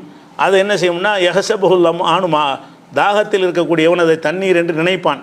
ஹத்தா இதா ஜாஹூ அந்த இடத்துக்கு வந்து சேர்ந்துட்டான் என்று சொன்னால் லம் எஜூ செய்யா உன்னையுமே காண மாட்டான். இதுதான் யாருக்கு உதாரணம்? இஸ்லாத்தை நம்பாமல் இருந்து கொண்டு நல்லறங்கள் செய்பவர்களுக்கு அல்லாட்ட ஒன்றும் கிடைக்காது, காணல் நீராக போயிடும். அப்போ நீங்கள் எந்த ஒரு அமலுக்கு கூலி பெறுவதாக இருந்தாலும் ஃபஸ்ட்டு வந்து ஈமான் இருக்கணும். ஈமான் இருந்தால் அல்லாட்ட தான் கூலி எதிர்பார்க்குறீங்க. அல்லாவை நீ நம்பாடி எப்படி கூலி கேட்குறது? நீங்கள் அல்லாவை நம்பலை, இப்போ எந்த அடிப்பில் அவன்கிட்ட போய் கூலி கேட்பீங்க? நீ தான் இல்லைன்னு சொல்லிட்டீங்களே. அப்போ அல்லாட்ட நீங்கள் கூலி வாங்குறதா இருந்தால் அல்லாவை நம்பணும். அந்த நம்பி இருந்தால் தான் என்ன செய்வாங்க? அல்லாட்ட கூலி கிடைக்கும். அந்த மாதிரி ஒருத்தன் செலவு செய்கிறதுக்கு அவனுக்கு என்ன நினைப்பான்னு கேட்டால் நமக்கு பெரிய ரிசல்ட் கிடைக்கும்னு நினச்சி தான் செய்கிறாங்க. இதெல்லாம் புண்ணியமான காரியம் செய்கிறோம், மோசம். இந்த காணல் நீர் மாதிரி காணல் நீரை வந்து தண்ணி இருக்குதுன்னு நினச்சிக்கிட்டு ஏமாறுறான்ல, அந்த மாதிரி இவங்க நினைக்கிறாங்கன்னா நம்ம இந்த மாதிரி இறை நம்பிக்கை இல்லாமல் செலவு செஞ்சாலும் நமக்கு ஒரு புண்ணியம் இருக்குது, அந்த புண்ணியத்தை நம்ம அடையலாம், நம்ம கிடைச்சிரும் அப்படி நினைக்கிறார்கள்ல, அதுதான் காணல் நீரை உதாரணம் காட்டுறோம். அந்த காணல் நீர் எப்படி இல்லாத ஒன்று வந்து இருக்கிற மாதிரி உனக்கு தெரிகிறதோ, அதே மாதிரி வந்து இந்த மாதிரி இஸ்லாம் நம்பிக்கை இல்லாமல், அல்லாஹ்வுடைய மறுமை நம்பிக்கை இல்லாமல் நீ செலவு பண்ணுவாயானால், வேறு வேறு அமல்கள் செய்வாயானால் அந்த அமல் பூராவுமே காணல் நீராயிரும், ஒன்றுமே கிடைக்காது. ஒன்றுமே கிடைக்காதுங்கிறதுக்கு உதாரணம் சுருக்கமாக சொல்ல போனால், ஒன்றுமே ஒருத்தனுக்கு கிடைக்காது என்று சொல்வதே காணல் நீர் என்ற உதாரணத்தின் மூலமாக எல்லா பாஷையிலையும் சொல்லுவாங்க. காணல் நீராகி போச்சேன்னு பாடலாம் என்ன செய்வாங்க, படிப்பாங்க. காணல் நீர்னால் என்ன அர்த்தம்னு கேட்டால், நம்பி ஏமாந்துட்டானே, கிடைக்கும்னு நினச்சேன் கிடைக்கலையே அப்படிங்கிற விஷயத்துக்கு காணல் நீரை உதாரணம் காட்டுவாங்க. அல்லாஹ் என்ன செய்கிறான்னா அதே மாதிரியான உதாரணத்தின் மூலமாக நமக்கு விளக்குகிறான். இதுவும் இலக்கியம் தான். அதாவது விஷயத்தை வந்து டைரெக்டாக சொல்லாமல் உன்னுடைய அமல்லாம் காணல் நீராக போயிடும், காணல் நீராக போயிடும்ங்கிறதுல பெரிய தத்துவம் இருக்குல்ல. காணல் நீர்னால் என்னென்னு சிந்திப்பான், அது எப்படி ஏமாறுறான்னு செய்வான், அனுபவபூர்வமாக அது விளங்குவான். ஓ இந்த மாதிரி தான் நம்ம ரிசல்ட் அமைஞ்சிருமோன்னு புரிவான். அது கூடுதலாக சிந்திப்பதற்கும் ஆய்வு செய்வதற்கும் மனசில் ஆழமாக பதிகிறதுக்கு இந்த உதாரணங்கள் சொல்வது வந்து உதவுகிறது. அதுக்காக அல்ல உதாரணத்தின் மூலமாக சொல்லி காட்டுறான். அதே மாதிரி வந்து இப்போ ஒருத்தன் சரியான கொள்கையில் இருக்கிறான், அதுக்கு எல்லாம் என்ன செய்கிறான், உதாரணம் காட்டுறான். ஒரு தவறான கொள்கையில் ஒருத்தன் இருக்கிறான், அதுக்கு உதாரணம் காட்டுறான். நல்ல கொள்கைகள் இருப்பதற்கு ஒரு உதாரணம், கெட்ட கொள்கையில் இருப்பதற்கு உதாரணம். அது வந்து நல்ல கொள்கையில் இருந்தால் என்னென்ன நன்மை கிடைக்கும்னு அப்படி சொல்லாமல் ஒரு உதாரணத்தின் மூலமாக எல்லாம் என்ன செய்கிறான்னு அதை வந்து விளக்குறான். எப்படி விளக்குறான்னு கேட்டால், லரபல்லாஹு மசலன் கலிமத்தன் தையிபத்தன், நல்ல கொள்கைக்கு அல்லாஹ் உதாரணமாக காட்டுகிறான். ஷஜரத்தின் தையிபத்தின், நல்ல மரம். மரத்தில் மனிதனுக்கு நல்ல பயன் தரக்கூடியதை தருவது நல்ல மரம்பாங்க. முள் மரம், கள்ளி மரம் அதெல்லாம் வந்து நல்ல மரம் கிடையாது, கெட்ட மரம். நல்ல மரத்துக்கு கொண்டு கருத்து என்னன்னு கேட்டால், அதிலிருந்து நல்ல பலன் கிடைக்கும். நல்ல பலன் கிடைக்கக்கூடியதுனா கனிவர்க்கங்கள் தரக்கூடிய பழங்கள் மரங்களாக இருக்கும், அதான் நல்ல மரம் என்பது. அப்போ களிமத்தன் தையிபத்தன், நல்ல களிமாவுக்கு உதாரணம் வந்து ஷஜரத்தின் தையிபத்தின், நல்ல தூய்மையான பரிசுத்தமான மரம் தான் இதுக்கு உதாரணம். ஒரு மரம் தான் உதாரணம். அந்த மரம் என்ன செய்யும்னு கேட்டால், அசுலுஹா சாபித்துன், அந்த மரம் நல்ல மரமாக இருக்குது. நல்ல மரமாக இருந்தாலும் அந்த மரத்தை பிடிங்கி கொண்டாந்து மேலே வச்சுருக்கிறாங்க, அது வந்து நிற்குமா? மரம் என்ன செய்யணும், ஆழ பதிஞ்சிருக்கணும். ஒரு மரம் நமக்கு பயன் தரதா இருந்தால் நல்ல மரமாகவும் இருக்கணும். அந்த நல்ல மரம் எப்படி இருக்கணும்னு கேட்டால், வேறு ஊன்றி கீழே வரைக்கும் போய் இருக்கணும். அப்போ தான் காற்று கீழே விழுவாது. அஸ்லுஹா சாபித்துன், அதனுடைய அடித்தளம் வந்து வலுவாக அமைந்திருக்கும். அது அடித்தளம் வந்து வேறு விட்டு என்ன செய்யும், பூமி வரைக்கும் போயிருக்கும். அப்படி ஒரு மரம் இருக்குது. நல்ல மரமாகவும் இருக்குது. நல்ல மரம்னு சொன்னால் பயனுள்ள கனிகளை தரக்கூடிய மரமாக இருக்குது. ஃபருஹா ஃபிஸ்ஸமா, அதனுடைய கிளைகள்லாம் வானளாவிய அளவில் பறந்துருக்குது. கிளைகள் எக்கச்சக்கமான கிளைகள். அப்போ கீழையும் ஆழ வேறுண்டு இருக்கிறது, மேலையும் கிளைகள் எக்கச்சக்கமாக பறந்து என்ன செய்யுது, வான் நோக்கி கிளைகள் இருக்குது. அப்படி இருந்துச்சின்னு சொன்னால் அதில் அந்த எந்த மரத்தை நீங்கள் நினைக்கிறீங்களோ அந்த மரத்தில் உள்ள கனிகள்லாம் நிறைய இருக்கும். தூத்திய உக்குலகா குல்லஹீனின், எல்லா நேரத்திலும் அது பயன் தந்து கொண்டே இருக்கும். பீதினி ரப்பிகா, இறைவனுடைய அனுமதியோடு, இறைவன் நான் தானே தர முடியும், அது மாதிரி தந்து கொண்டே இருக்கும். இதுதான் எதுக்கு உதாரணம்னு கேட்டால், நல்ல கொள்கைக்கு உதாரணம். நல்ல கொள்கையில் ஒருத்தன் இருக்கிறான்னு சொன்னால், சரியான கொள்கையில் இருந்தால் அதுக்கு உதாரணம் என்னென்னு கேட்டால், அந்த கொள்கையில் இருக்கும்போது என்ன ஆகுன்னு கேட்டால், இவனை முழுசாக மாற்றிடும். நீங்கள் இந்த லா இலாஹ இல்லல்லாஹ்ங்கிற அந்த கொள்கை, அதை நல்ல களிமான்னு அதை தான் எல்லாம் சொல்கிறான். நல்ல களிமா தையிபாங்கிறோம்ல, களிமா தையிபாங்கிற வார்த்தை தான் எல்லாம் போடுறான். தூய்மையான களிமா, தூய்மையான கொள்கைக்கு உதாரணம் சொல்வதாக இருந்தால் இந்த மரத்தை உதாரணம் காட்டுறான். அந்த மரம் என்ன செய்யுது, ஆழம் பதிஞ்ச ஒரு மரமாக இருக்கிறது. கிளை வியாபித்து கிளைகள் பரப்பி நிற்கிறது. அப்படி இருக்கிறது மட்டும் இல்லாமல் அது எப்போ பார்த்தாலும் கனி வர்க்கங்களை தந்து கொண்டே இருக்கிறது. அப்படி ஒரு மரம்னு வச்சுக்கிறோங்க. அது எதுக்கு உதாரணம்னு கேட்டால், நல்ல கொள்கை நீங்கள் ஏற்றுக்கிறதுக்கு உதாரணம். எப்போ நல்ல கொள்கையை ஏற்றுட்டீங்களோ அந்த கொள்கை உள்ளே போயிடுச்சின்னு சொன்னால் அதனுடைய ரிசல்ட் என்னவாக இருக்கும், பொய் சொல்ல மாட்டீங்க, அது ஒரு கனி. உண்மை சொல்லுவீங்க, அது ஒரு கனி. தான தர்மம் செய்வீங்க, அது ஒரு கனி.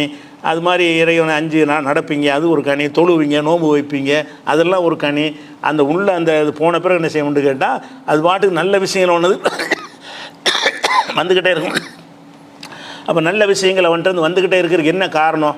நம்ம இஸ்லாமுக்கு நம்மளை மாதிரி தான் நம்ம முஸ்லீம் அல்லாத வேறு சகோதரர்லாம் இருக்கிறாங்க. நம்ம செய்கிற மாதிரி அவங்க செய்ய முடியுதா? ஒரு நல்ல காரியம், கெட்ட காரியம், ஒரு புயல் வெள்ளம் வந்த உடனே இவன் போய் என்ன செய்யறான், ஓடி நிற்கிறான். யார் நிற்கிறா? முஸ்லீம் நிற்கிறான். அவன் நிற்கிறதுக்கு எந்த கல்லூரியில் இப்போ கிளாஸ் நடத்தினாங்க? ஒன்றும் பயிற்சியெலாம் நம்ம கொடுக்கவே இல்லை. லா இலாஹ இல்லல்லாஹ் உள்ளே போயிடுச்சு, அவ்வளோதான். இந்த லா இலாஹ இல்லல்லாஹ்ங்கிற அந்த நம்பிக்கை உள்ளே போன உடனே அல்லாஹ்வுக்காக நம்ம செய்யணும். இந்த உலகத்தில் வாழும்போது இறைவன் திருப்திக்கு தான் நம்ம எல்லாம் செய்யணும்னு நினைக்கும் பொழுது அடுத்தவன் கஷ்டப்படுறதை பார்த்தா இவனுக்கு தாங்க முடியலை. இதுக்குன்னு யாரும் கிளாஸ்லாம் நடத்த மாட்டாங்க. இதுக்குன்னு எங்கேயாவது பள்ளிக்கூடம் வச்சு துன்பம் வரும்போது இங்கே என்னென்ன செய்யணும்னு அப்படி பயிற்சியாக கொடுக்குறோம். சாதாரண வெள்ளம் அறிவிச்ச முடியாது நின்றுறாங்க. யார் நிற்கிறா? யார் இந்த களிமா தையிபாவை தூய்மையான கொள்கை ஏற்றிருக்கிறான்னு அவன் வந்து அதை நிற்கிறான். அந்த மாதிரி அள்ளி அள்ளி கொடுக்குறது யார் அதிகமாக கொடுக்குறான்னு கேளுங்க. முஸ்லீம்கள் தான் இன்றைக்கி ஆராய்ச்சி பண்ணி சொல்கிறாங்க. முஸ்லீம்கள் தான் தான தர்மங்களில் உலகத்தில் முதலிடத்தில் இருக்கிறார்கள். ஏன் இவனுக்கு அவனும் காசாசை இருக்கத்தானே செய்யும். எதுக்கு முதலிடத்தில் இருக்கிறான்? அவன் இந்த களிமா தையீபா உள்ளே நுழைஞ்ச பிறகு இந்த காசுலாம் பெருசாக தெரியாது. அல்லாஹ்வுடைய திருப்தி அடையணுமா என்றால் நான் என்ன செய்யணும், நல்ல காரியம் செலவு செய்யணும், அடுத்தவனுக்கு உதவணும் அப்படின்னு சொல்லி ரத்த தானம். எதை எடுத்தாலும் முஸ்லீம்கள் தான் என்ன செய்கிறாங்க, ஒரு சர்வதேச அளவில் முன்னணியில் இருக்கிறாங்க. பெற்றோர் ஒழுங்காக கவனிக்கிறதுக்குறங்க, மற்றவங்களாம் கவனிக்க மாட்டாங்க. அது இவன் தான் என்ன செய்கிறான், தாய் தந்தையரை கவனிக்கணுங்கிறது இவன்ட்ட ஒரு எதனால் அது வந்துச்சு, எல்லாம் அந்த களிமா தான். அந்த களிமா உள்ளே நுழைஞ்சிருச்சின்னு சொன்னால் அதுலேருந்து வரக்கூடிய மரம் தான் இதெல்லாம். பெற்றோரை கவனிக்கிறது, பிள்ளையை கவனிக்கிறது, பொண்டாட்டியை கவனிக்கிறது, ஏழை மக்களை கவனிக்கிறது, அல்லாஹ்வுக்கு செய்கிற வணக்கங்களை செய்கிறது, கோபம், பெருமை, வஞ்சகம், சூழ்ச்சி இதில் இருந்தெல்லாம் விடுபட்டு இருக்கிறது, நற்குணங்களை வளர்த்துக்கொள்வது, எல்லாத்துக்கும் எது காரணமாக இருக்குது, அந்த களிமா தையீபா தான் காரணமாக இருக்குது. இப்போ களிமா தையீபாக்கு எல்லாம் உதாரணம் காட்டுறான்.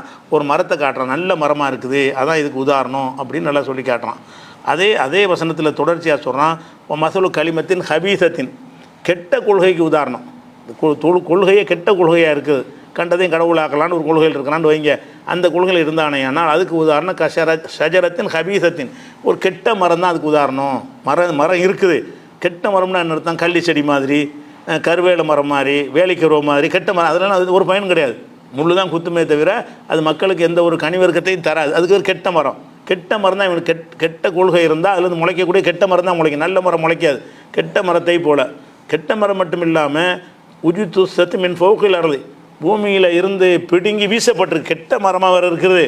மாலகா மின் கரார், அதுக்கு வந்து அடித்தளம் இல்லை, கீழே என்ன செய்யலை, வேரோட பிடுங்கி கீழே போட்டிருக்கு. வேரோட கீழே பிடுங்கி எரியப்பட்ட மரமாக இருந்தால் மரம் ஒன்று கெட்டதாக இருக்குது, அதுலேருந்து வளரவா செய்யமாட்டா, வளரவும் செய்யாது, அந்த மாதிரி இருக்கிறது.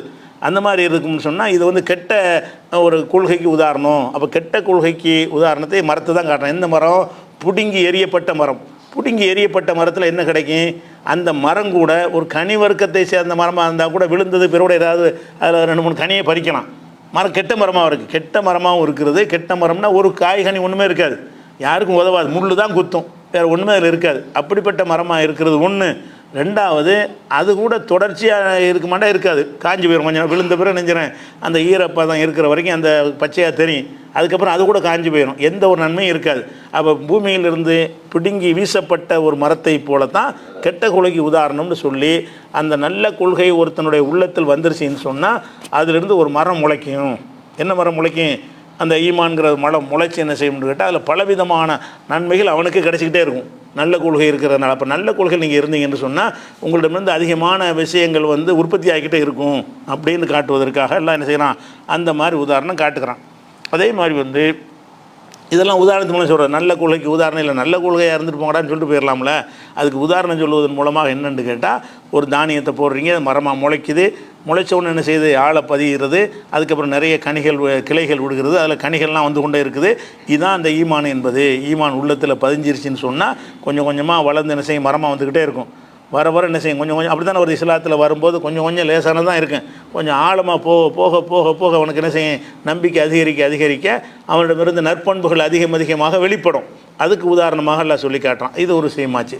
அதே மாதிரி வந்து சில விஷயங்களை வந்து வேறு இந்த பிராணிகள், உலகத்தில் காணுகிற பொருள்களையெல்லாம் உதாரணம் காட்டி எல்லாம் விளக்குவான்.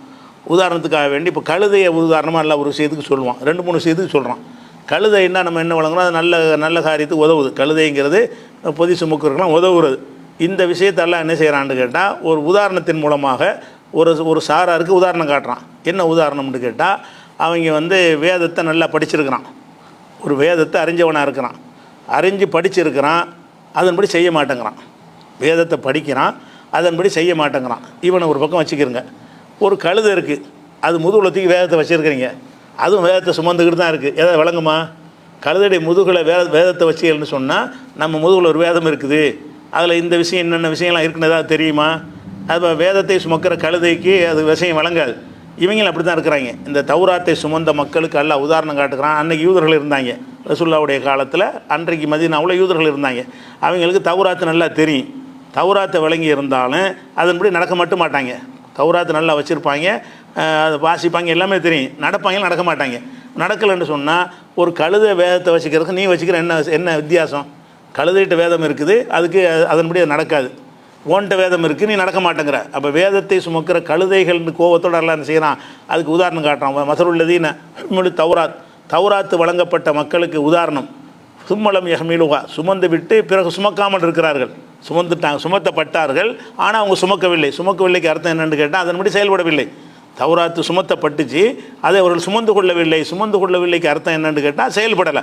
தௌராத்தில் சொன்ன தடுத்த எல்லாத்தையும் செய்கிறாங்க, தௌராத்தில் வந்து கட்டளையிட்ட எதையும் செய்ய மாட்டேங்கிறாங்க. அந்த மாதிரியாக இருந்தான்னு சொன்னால் தௌராத்துங்கிற வேதத்துக்கு இருக்குமே தவிர அது என்னத்துக்கு அவன்கிட்ட இருக்குது, செயல்படத்தானே இருக்குது, செயல்பட மாட்டேங்கிறானே. அதை சொல்லிவிட்டு இவங்க யார் மாதிரி இருக்கிறான்றத மசலில் ஹிமாரி, அவர்கள் கழுதையை போல இருக்கிறார்கள். யஹ்மிலு அஸ்பாரா, ஏடுகளை சுமக்கக்கூடிய கழுதை. கழுதையுடைய முதுகில் எத்தனை ஏட்டை நுழைஞ்சி வச்சாலும் அதனுடைய அறிவு ஏதாவது வருமா? குரானத்துக்கு 100 குரானை முதுகில் கட்டி வச்சு அதுக்கு என்ன வழங்கு? ஒன்றும் வழங்காது. அதில் உலகத்தோட லைப்ரரியில் உள்ள அவ்வளோ புஸ்தகத்தையும் முதுகில் கட்டி விட்டியோம்னா அதுக்கு என்ன இருக்கு? எது அவனுக்கு குப்பையும் ஒன்று தான், அழுக்கு துணியும் ஒன்று தான், புக்கும் ஒன்று தான்.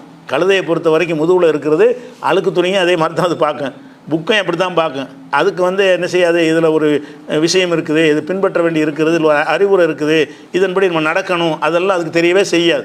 அதுக்கெல்லாம் என்ன செய்கிறான்னா உதாரணம் எப்படி காட்டுறான்? மசருள்ளதீன ஹுமிலு தௌராத், தௌராத்தை சுமத்தப்பட்டு சும்மலம் யஹ்மிலுஹா, பிறகு சுமக்காமல் இருக்கிறார்களே அவர்களுக்கு உதாரணம் மசலில் ஹிமார், அவங்களுக்கு கழுதை தான் உதாரணம். கழுதை மாதிரி இருக்கிறாங்க. யஹ்மிலு அஸ்பாரா, அந்த ஏடு, அஸ்பார்னா ஏடுகள், ஏடுகளை சுமக்கக்கூடிய ஒரு கழுதையை போல் இருக்கிறார்கள்.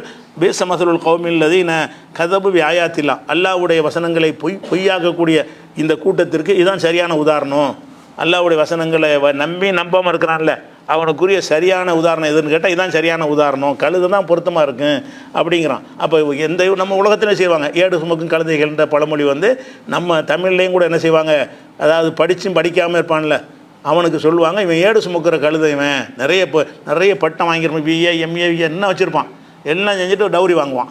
அவ்வளோ படித்து அவனுக்கு டவுரி வாங்குற தப்புன்னு தெரியலையில, இவன்லாம் யார்? ஏடு சுமந்த கழுதை. பேப்பரில் நீ பட்டம் வாங்கலாம், பட்டம் வாங்கி உனக்கு இது தெரியலையே, லஞ்சம் வாங்குறான். லஞ்சங்கிறது அடுத்தவனை காசு அநியாயம்னு தெரியாட்டி என்ன படித்த நீ படிச்சிருக்கிற, பட்டம் வாங்கியிருக்கிற, எல்லாம் செஞ்ச பிறகு என்ன செய்கிறான், ஒரு அதிகாரியை உட்காந்து லஞ்சம் வாங்குறான். அப்போ அவனுக்கு என்ன சொல்லுவாங்க, இவன்லாம் ஏடு சுமக்கிற கழுதை, பேப்பரை படிச்சுட்டு வந்துட்டாங்க, அதில் வந்து பிறருடைய சொத்தை எடுக்கக்கூடாதுங்கிறத முக்கியமான ஒரு இல்மு, அந்த கல்வியை நீ கற்றுட்டு வந்து என்ன செய்கிற, நீ லஞ்சம் வாங்குற. அப்போ இவன்லாம் யாருன்னு கேட்டால் ஏடு சுமக்கிற கழுதைகள்னு சொல்லி இவங்களுக்கு சொல்லலாம். அந்த மாதிரி எல்லாம் என்ன செய்கிறான்னா உதாரணத்தின் மூலமாக சில விஷயங்களை விளக்கும் பொழுது இப்படி உதாரணத்தின் மூலமாக சொல்லும்போது நல்லா விளங்கும். அதே மாதிரி சில ஆட்களுக்கு வந்து அறிவுரை சொன்னோன்னு வைய, அறிவுரை சொல்லும்போது கேட்காம ஓடுறான்னா ஓடுறான்னு அர்த்தம் கிடையாது, மாட்டேங்கிறான். கேட்க மாட்டேங்கிறது நம்ம ஓடுறோமா நமக்கு தெரியுது, நம்ம போய் சொல்கிறோம், இப்படி பேசாமல் இருந்தால் கூட ஓடத்தான் செய்கிறான். நீங்கள் ஒரு அறிவுரையை சொல்கிறீங்க, அவன் கேட்காம ஓடுனான்னு சொல்லலாம், கேட்காம இந்த இடத்துல இருக்கிறான், ஆனால் அவன் கேட்க மாட்டேங்கிறான், அதை காதில் தான் உழுதே தவிர உள்வாங்க மாட்டேங்கிறான். அவன் என்ன செய்கிறான்னு கேட்டால் அந்த போதனையை வந்து புறக்கணிக்கிறான். அப்போ போதனையை புறக்கணிக்கிறதுக்கு உதாரணம் காட்டுறான். எந்த உதாரணம் காட்டுறான்னு கேட்டால் இவர்கள் வந்து ஃபமாலகும் அணி ததிக்கிறத்தி மூர்தீன், இவர்கள் ஏன் இந்த அறிவுரையை புறக்கணிக்கிறார்கள், இவர்கள் எப்படி இருக்கிறார்கள் கேட்டால் கண்ணகும் ஹும்ருன் முஸ்தன்ஃபிரத்துன் ஃபர்ரத் மின் கஸ்வரா, சிங்கத்தை கண்டு வெருண்டோடுகிற கழுதைகளை போல் இருக்கிறார்கள். சிங்கத்தை கண்டால் கழுதை அப்படி ஓடும், கழுதை வந்து எதை கண்டாலும் ஓடாது. சிங்கத்தை மட்டும் பார்த்துருச்சுன்னு வைங்க, அது வந்து பயங்கரமாக தலை தறிக்க ஓடுவாங்கள்ல, அந்த மாதிரி பயங்கரமாக ஓட ஆரம்பிச்சிடும். அந்த ஓட்டம் வந்து கடுமையான அதனுடைய இயல்புக்கு மிஞ்சின வேகமாக இருக்கும். உயிர் காப்பாற்றுறேன்னா வேகம் தன்னால் வந்துடும்ல. சாதாரணமாக ஓடினா கூட நம்மளை ஒருத்தன் கொள்ள வர்றான்னா வேகம் ஜாஸ்தியாக வந்துடும்ல. சுற்றுவான்னு சொன்னால் குத்திடுவான்னு சொன்னால் படு வேகமாக போவோம்ல. அந்த மாதிரி கழுதைகள் என்ன செய்யும்னா தாறுமாறான வேகத்தில் ஓடும். எதுக்காக ஓடும்னு கேட்டால் அந்த சிங்கத்தை கண்டவுன பயந்து நம்ம சாப்பிட்ருன்னு பயந்துட்டு. அப்போ சிங்கத்தை கண்டவுன வெறுண்டு ஓடுகிற கழுதைகள் வந்து எந்த விரைவாக எந்த வேகமாக ஓடுமோ அந்த மாதிரி ஓடுறாங்க. இவங்க புறக்கணிக்கிறவங்க ஓடலாம் இல்லை, இருக்கத்தான் செய்கிறான். அவன் அந்த கருத்தை விட்டு ஓடுறான், நம்ம சபையை விட்டு ஓடலை, அந்த கருத்தை விட்டு ஓடுகிறான். எவ்வளோ வேகமாக ஓடுறான், கழுதை ஓடுற மாதிரி ஓடுறான். இது எனக்கு வேணவே வேணாம், நான் கேட்கவே மாட்டேன் அப்படின்னு சொல்லி பஞ்சு வைக்காத குறையாக ஓடுறான். அந்த மாதிரி இருக்கிறதுக்கு அல்ல என்ன உதாரணம் காட்டுறான்னு கேட்டால் இவங்கெல்லாம் வந்து சிங்கத்தை கண்டு வெறுண்டோடுகிற கழுதை போன்றவர்கள். யார் வந்து அறிவுரையை கேட்காமல் இருக்கிறாங்களோ, நல்ல விஷயம் சொன்னால் கேளு, சந்தேகம் கேளு, எதிர்கேள்வி கூட கேளு, அதான் சரியான முறை. கேட்கவே மாட்டேன்னு ஓடுனீங்கன்னா நீ யார் மாதிரி இருக்கிற, சிங்கத்தை கண்டு வெறுண்டோடுகிற கழுதை போல் இருக்கிறான்னு நல்லா சொல்லி காட்டுறான். இது மாதிரி வந்து இன்னொரு கழுதை உதாரணம் இருக்குது இன்ஷா அல்லாஹ். இதை வந்து நம்ம என்ன செய்வோம், வந்து நாளைக்கு பார்ப்போம். வழக்கம் போல் இந்த அப்டேட் கேட்குறாங்கல்ல அதை சொல்லிக்கிறோம். அப்டேட் என்னென்னு கேட்டால் இப்போ வந்து ஈரானுடைய அந்த யுத்த சம்மந்தமாக தான் அப்டேட்டை எதிர்பார்க்குறாங்க. இன்றைக்கி உள்ள விஷயம் என்னென்னு கேட்டால் 2-3 விஷயத்தை பதிவு செஞ்சிடறேன். அதாவது நம்ம நாட்டுடைய நம்ம அதிபர் இருக்கார் இல்லையா, பிரதமர், இவர் என்ன செய்கிறாருன்னு கேட்டால் இது மக்கள் அறிந்து கொள்ள வேண்டிய விஷயம். ஒரு நாட்டின் அதிபர் வந்து கொல்லப்பட்டிருக்கிறார். ஹாமினிங்கிற ஒரு நாட்டுடைய அதிபர் அந்நியாயமாக கொல்லப்பட்டிருக்காரு. இங்கிட்டு சண்டை அங்கிட்டு சண்டை நடந்து கொல்லப்படல, வலுக்கட்டாயமாக போய் தாக்கி கொல்லப்பட்டிருக்கிறாங்க. இது உலகம் பூரா என்ன மரபுன்னு கேட்டால் ஒரு எல்லா நாட்டு தலைவர்களும் கண்டிப்பாங்க, கண்டித்து நாங்கள் கண்டனத்தை தெரிவிக்கிறோம் அப்படின்னு எதாவது செய்வாங்க. இந்த மோடி வந்து கண்டிக்கவே இல்லை இது வரைக்கும். ஒரு நாட்டின் மீது அதிபரை போய் தாக்கியிருக்கிறாங்க, அந்த அதிபரை தாக்குனது அது கண்டிக்கத்தக்க ஒரு செயல் அப்படின்னு ஒரு வார்த்தை ஒரு வாயிலேருந்து வரவே இல்லை. யார்கிட்ட? இந்த நாட்டினுடைய அதிபரை பிரதமராக இருக்கிறாரு. உலகத்தில் எல்லா மனுஷனுக்கு எதிரி கூட என்ன செய்வான்னு கேட்டால் இந்த மாதிரி செயலை வந்து கண்டிப்பான். இவர்கிட்ட அந்த தன்மை உள்ளுக்குள்ளே போலாம் வெறி எப்படியாவது அப்படிங்கிறது இருக்குது. அதுபோக வந்து இவர் வந்து மோடிக்கு இறங்கி நண்பராக வேறு இருந்தார். இந்தியாவுடைய பிரச்சனைக்கு எதிராக சில பாகிஸ்தானில் ஐநாவில் தீர்மானம் கொண்டு வரும்பொழுது இந்தியாவுக்கு ஆதரவாக வாக்களித்தாங்க. இந்த ஈரான்காரங்க வந்து இந்தியாவுக்கு சப்போர்ட்டாக வாக்களிச்சிருக்கிறாங்க பல சந்தர்ப்பங்களில். அப்படிலாம் இருந்தும் கூட இவர் என்ன செய்யலை, அந்த ஆளுக்காக வேண்டி ஒரு அனுதாபம் தெரிவிக்கல. அது ஒன்று. அதே நேரத்தில் வந்து இன்னைக்கு தேதியில் வந்து 163 பேருங்கிறாங்க. 163 பேர் வந்து கொல்லப்பட்டிருக்காங்க அந்த பள்ளிக்கூடத்தில். இந்த சிறுமிகள் கொல்லப்பட்டிருக்கிறாங்க. அப்போ பள்ளிக்கூடத்தை குறி வச்சு கொண்டு போட்டிருக்கிறான். அதுக்கு இந்த அப்பாவிகளை கொன்றதை கண்டிக்கிறேன்னு சொல்லி யார் சொல்கிறா? அமெரிக்கா, பிரிட்டன், பிரான்ஸ்லாம் கூட கண்டிக்கிறாங்க இந்த செயலை. இது ஏற்றுக்கொள்ள முடியாதுன்னு சொல்லி கண்டிக்கிறாங்க. அப்படிப்பட்ட ஒன்றை இந்த தேதி வரைக்கும் கண்டிக்கவே இல்லை. அதே நேரத்தில் வந்து அபுதாபியில் ஒருத்தர் வந்து இந்த ஈரான் தாக்குனதில் ஒரு அப்பாவி ஒரே ஒருத்தன் தவறுதலாக பட்டு வந்து இறந்துட்டான். அதுக்கு அபுதாபி மன்னருக்கு ஃபோன் போட்டு நாங்கள் உங்களோட இருக்கிறோம், அந்த ஒருவர் இறந்ததுக்கு நாங்கள் வருத்தத்தை அநியாயமாக கொல்லப்பட்டுட்டார், வருத்தத்தை தெரிவிக்கிறோம்னு சொல்லி ஃபோன் பண்ணுறாரு யார்? மோடி. எப்படிப்பட்ட கிறுக்கு பயல்கள்ட்ட நம்ம மாட்டிக்கிட்டு இருக்கிறோன்னு பாருங்கள். கொஞ்சம் கூட ஒரு மனிதாபிமானமும் இல்லாமல் ஒரு கெட்ட ஒரு செயலை செஞ்சுருக்கிறான்றது ஒரு கண்டம் கூட இல்லாமல் இருக்கிறத பார்க்குறோம். இது ஒரு தகவலாக வச்சுக்கிறோம். இப்போ உள்ள நிலைமை என்னென்னு கேட்டால், இப்போ சில விஷயங்கள் இந்த போர்க்களத்தில் வந்து சில செய்திகள் பரவிக்கிட்டு இருக்குது. என்ன பரவுதுன்னு கேட்டால், அமெரிக்கா வந்து ஈரானுடைய 11 போர்க்கப்பல் இருந்துச்சு, போர்க்கப்பலை அழிச்சிட்டோம், கடற்படையை கம்ப்ளீட்டாக காலியாக்கிட்டோன்னு ட்ரம்ப் போட்டிருக்காரு. அவர் ட்விட்டரில் எழுதியிருக்காரு. அவர் நினைஞ்சிட்டார் 11 போர்க்கப்பலையும் அழிச்சிட்டோம், கடற்படை கம்ப்ளீட் சப்ஜாடாக க்ளோஸ் பண்ணிட்டோம் அப்படின்னு அவர் சொன்னார். அதை சொன்னது அப்படியே எடுத்து பரப்புகிறாங்க. அவர் சொன்னது அப்படி பரப்புனாதாக இருந்தால் அதுக்கு உள்ள விளக்கத்தோடு பண்ணணுமா இல்லையா? அது என்னென்னு கேட்டால், ஈரானில் வந்து ஒரு நாட்டில் 11 போர்க்கப்பலாக இருக்குது. நான் கேட்குறேன், ஒரு இலங்கையில் கூட அவ்வளோ இருக்காது. போர்க்கப்பலுங்கிறது நிறைய வச்சுருப்பாங்க. ஒரு நாட்டில் படைங்கிறது வந்து ஒரே 10 விமானம் இருக்குன்னு ஒத்துக்குறீங்களா? எந்த நாட்டிலேயாச்சும் அது மாதிரி தான். அது கப்பல் கடற்பகுதியில் வாழக்கூடியவங்களாக இருந்தாங்கன்னு சொன்னால் அந்த நாடுகள் வந்து ஏராளமான கப்பல்கள் வச்சுருப்பாங்க. அப்போ இவன் என்ன செய்யறான்னா 11 கப்பல் தான் இருந்த மாதிரி 11 அழிச்சிட்ட மாதிரி இது பண்ணுறாங்க. உண்மையில் ஈரானில் எவ்வளோ போர்க்கப்பல் இருக்குதுன்னு கேட்டால் பெரிய போர்க்கப்பல் 145 இருக்குது ஈரானுடைய போர்க்கப்பல் எண்ணிக்கை. அது மாதிரி 5000 வந்து சிறு படகுகள் மாதிரி பந்தய படகுன்னு சொல்லுவாங்கள்ல, அந்த மாதிரி படகுகளில் இப்போ ஏவுகணை ஆயுதம்லாம் பொறுத்திருப்பாங்க. அந்த படகை ஓட்டிகிட்டு போய் அடிப்பாங்க பெரிய கப்பலில், சுக்குநூறாக செதறி போயிடும். அது மாதிரி 5000 இருக்குது. 5000 படகுகள் வைத்திருக்கிறார்கள். மின்னல் வேகத்தில் போய் தாக்குதல் நடத்தக்கூடிய படகுகள். அது அதை இந்த இதெல்லாம் தெரியாது, சேட்டலைட்லாம் தெரியாது. ஸோ மீன்பிடி படகு மாதிரி தான் தெரியும், அதனால் குண்டெல்லாம் போட முடியாது. அந்த மாதிரி இருக்குது. 5000 இருக்குது. பெரிய கப்பல் 145 இருக்குது. இவன் 11 எந்த 11 அடித்தான்னு தெரியலை. 11 அடிச்சுட்டு இந்த ட்ரம்ப் பச்சையாக போய் சொல்கிறான். ஒரு நாட்டோட அதிபர் வந்து மொத்தமே 11 கப்பல் தான் வச்சுருந்தாங்க, 11 அழிச்சு விட்டோம், ஈரானு கடற்படையே இல்லைங்கிறான். அப்படி இல்லைன்னு சொன்னால் அப்போ ஹுர்முஸில் வந்து டெய்லி அடிச்சிட்டு இருக்கான, எதை வச்சு அடிக்கிறான்? ஹுர்முஸ் இந்த ஜலசந்தி இருக்கா இல்லையா, அதன் வழியாக வரக்கூடிய 3 கப்பலை நேற்று வரைக்கும் மூழ்க அடிச்சு விட்டான். அவன்கிட்ட கப்பலெல்லாம் காலி பண்ணிவிட்டு எதை வச்சு இருந்தான்? அதுக்கு பிறகு தடுத்துக்கிட்டு இருக்கான். இன்றைக்கி நீ போக முடியல ஹுர்முஸ் பக்கம். அவன்கிட்ட 11 கப்பல் தான் இருந்துச்சு, 11 அழிச்சிட்டோங்கிற உண்மையாக இருக்குமே. ஆனால் அந்த பக்கம் நீ ஆதிக்கத்தை எடுத்துருப்பிய. கடல் படை காலியாச்சுன்னா கடல் வந்து அவன் ஆதிக்கம் இல்லாமல் போயிடும். நீ உள்ளே போக வேண்டியதானே. உன்னுடைய வியாபார வர்த்தக கப்பலெல்லாம் அமெரிக்காவுடைய ஆயில் ஏற்றிட்டு வந்த கப்பலாம் அடித்து நொறுக்கிட்டு இருக்கான் இன்றைக்கி வரைக்கும். அதனால் அவர்கள்ட்ட வந்து 5000 படகுகள், அதை வச்சே சமாளிப்பாங்க. 145 ஒரு 11 போயிருக்குது. 11 கப்பல் தான் போயிருக்கே தவிர அது அடிக்க முடியும். கடலில் ஓப்பனாக நிற்கிறது தானே, மேலேருந்து குண்டு போட்டால் யாருன்னா எது ஒன்றா அடிக்கலாமா இல்லையா? அந்த மாதிரி அடிக்கிறத வச்சுட்டு ஒரு சாதனை மாதிரி சொல்லிட்டு இருக்கிறாங்க. அவன் சொன்னது அப்படி வாந்தி எடுத்துக்கிட்டு கடற்படை காலின்னு அவன் போடுறான். கீழே குறிப்பு எழுதணுமா இல்லையா? கடற்படை காலின்னு சொல்கிறாரு, ஆனால் அப்படி கிடையாது. அந்த நாட்டில் வந்து கப்பல் எவ்வளோ தேடி பாருங்க, நீ வேண்டாம் இதில் அடித்து பாருங்கள், நெட்டில் அடித்து பாருங்கள். ஈரானுடைய கடற்படை எவ்வளோ நீங்களும் அடித்து பாருங்கள், ஏஎல் அடித்து கேளுங்க. கடற்படை கப்பல் எத்தனை வச்சுருக்காங்கன்னு கேளுங்க. கேட்டுட்டு என்ன செய்யணும்? ஓ இவ்வளோ கப்பல் வச்சுருக்கானா, இப்போ 11 அடிச்சுப்படி அவன் பொய் சொல்கிறான். அதனால் அந்த மாதிரிலாம் ஒன்றும் செய்யலை. அதே மாதிரி வந்து அணுசக்தி மையங்கள் மீது அமெரிக்கா செஞ்சதை சொல்லிவிட்டு நான் ஈரான் செஞ்சது ரெண்டாவது சொல்கிறேன். அணுசக்தி மையத்தின் மீது அந்த தாக்குதல் நடத்திட்டாங்க. இஸ்பஹானில் இருக்கிற அணுசக்தி மையம், அந்த அணு ஆராய்ச்சி பண்ணுவாங்கள்ல, அதை வந்து அதில் போய் அடித்தாங்கன்னு வருது. இதில் தான் முதல்ல அடித்தாங்க. முதல்ல எங்கே அடித்தாங்களோ அதில் மறுபடியும் அடித்தாங்க. சரி, இப்படி அடிச்சுன்னு சொன்னால் அதில் வந்து நான் கேட்குறேன், இந்த மாதிரி ஒரு பதட்டமான ஒரு நிலையில் இவன் எங்கெங்கெல்லாம் அதில் இவன் தலைவரே கொண்டு இருக்கும் பொழுது இவன் எங்கெல்லாம் கொண்டு போடுவான்னு ஒரு அறிவு இல்லாமல் இருப்பான். இஸ்பஹானில் அடிப்பேன்னு உனக்கு தெரியாதா? இஸ்பஹானில் அடிப்பேன், அரசு அலுவலகங்கள் அடிப்பேன்னு தெரியத்தானே செய்யும். அதில் உள்ள எல்லாத்தையும் காலி பண்ணிட்டாங்க. இவன் குண்டு போடுவான்னு தெரியும், கட்டடம் தான் இருக்கே தவிர அதில் உள்ள எந்த ஒன்றையும் வைக்கல. அவங்க காலி பண்ணிட்டாங்க எல்லாத்தையுமே, வேறு இடத்துக்கு சேஃப்டியான இடத்துக்கு கொண்டு போயிட்டாங்க. அதை சொல்லவும் செஞ்சுட்டாங்க, எல்லாம் சேஃப்டியாக இடத்துல வச்சுருக்கோம்னு சொல்லி. அவன் என்ன செய்கிறான்னு கேட்டால் அணுசக்தி ஆராய்ச்சி மையம்னு ஒரு பில்டிங் வச்சுருப்பாங்க. அதில் வந்து என்ன செய்கிறான்னு கேட்டால் அணுசக்தி ஆராய்ச்சி மையத்தை பெரிய பாம்பு போட்டு நினைஞ்சிட்டோம், கம்ப்ளீட்டாக காலி பண்ணிட்டோம். கம்ப்ளீட்டாகவும் காலி பண்ணல, அதை கூட சின்ன அளவு தான் சேதமாக இருக்குது. நெசமாக ஃபுல்லாக சேதமானால் கூட அதில் வந்து ஒன்றுமே இல்லை. அப்படி அது வந்து அணுசக்தியில் போய் அடித்து இருந்தான்னு சொன்னால் அந்த அணு கதிர்கள் வந்து இன்னாரம் ஈரானை பூரா அழிச்சிடும், பரவ ஆரம்பிச்சிடும். அணுக்களை பொறுத்த வரைக்கும் அதில் தாக்குதல் நடத்தி அதில் அணுசக்தி இருந்துச்சுன்னு சொன்னால், அது எல்லா பக்கமும் பரவுனுச்சுன்னு சொன்னால், அதை சுற்றி உள்ளலாம் போகிறவன் கை கால் மூஞ்செல்லாம் எரியும், கண்ணெல்லாம் தெரியாமல் போயிடும். அப்படியே அந்த அந்த பகுதி பூரா, அந்த மண்டலம் பூரா என்ன செஞ்சிடும்.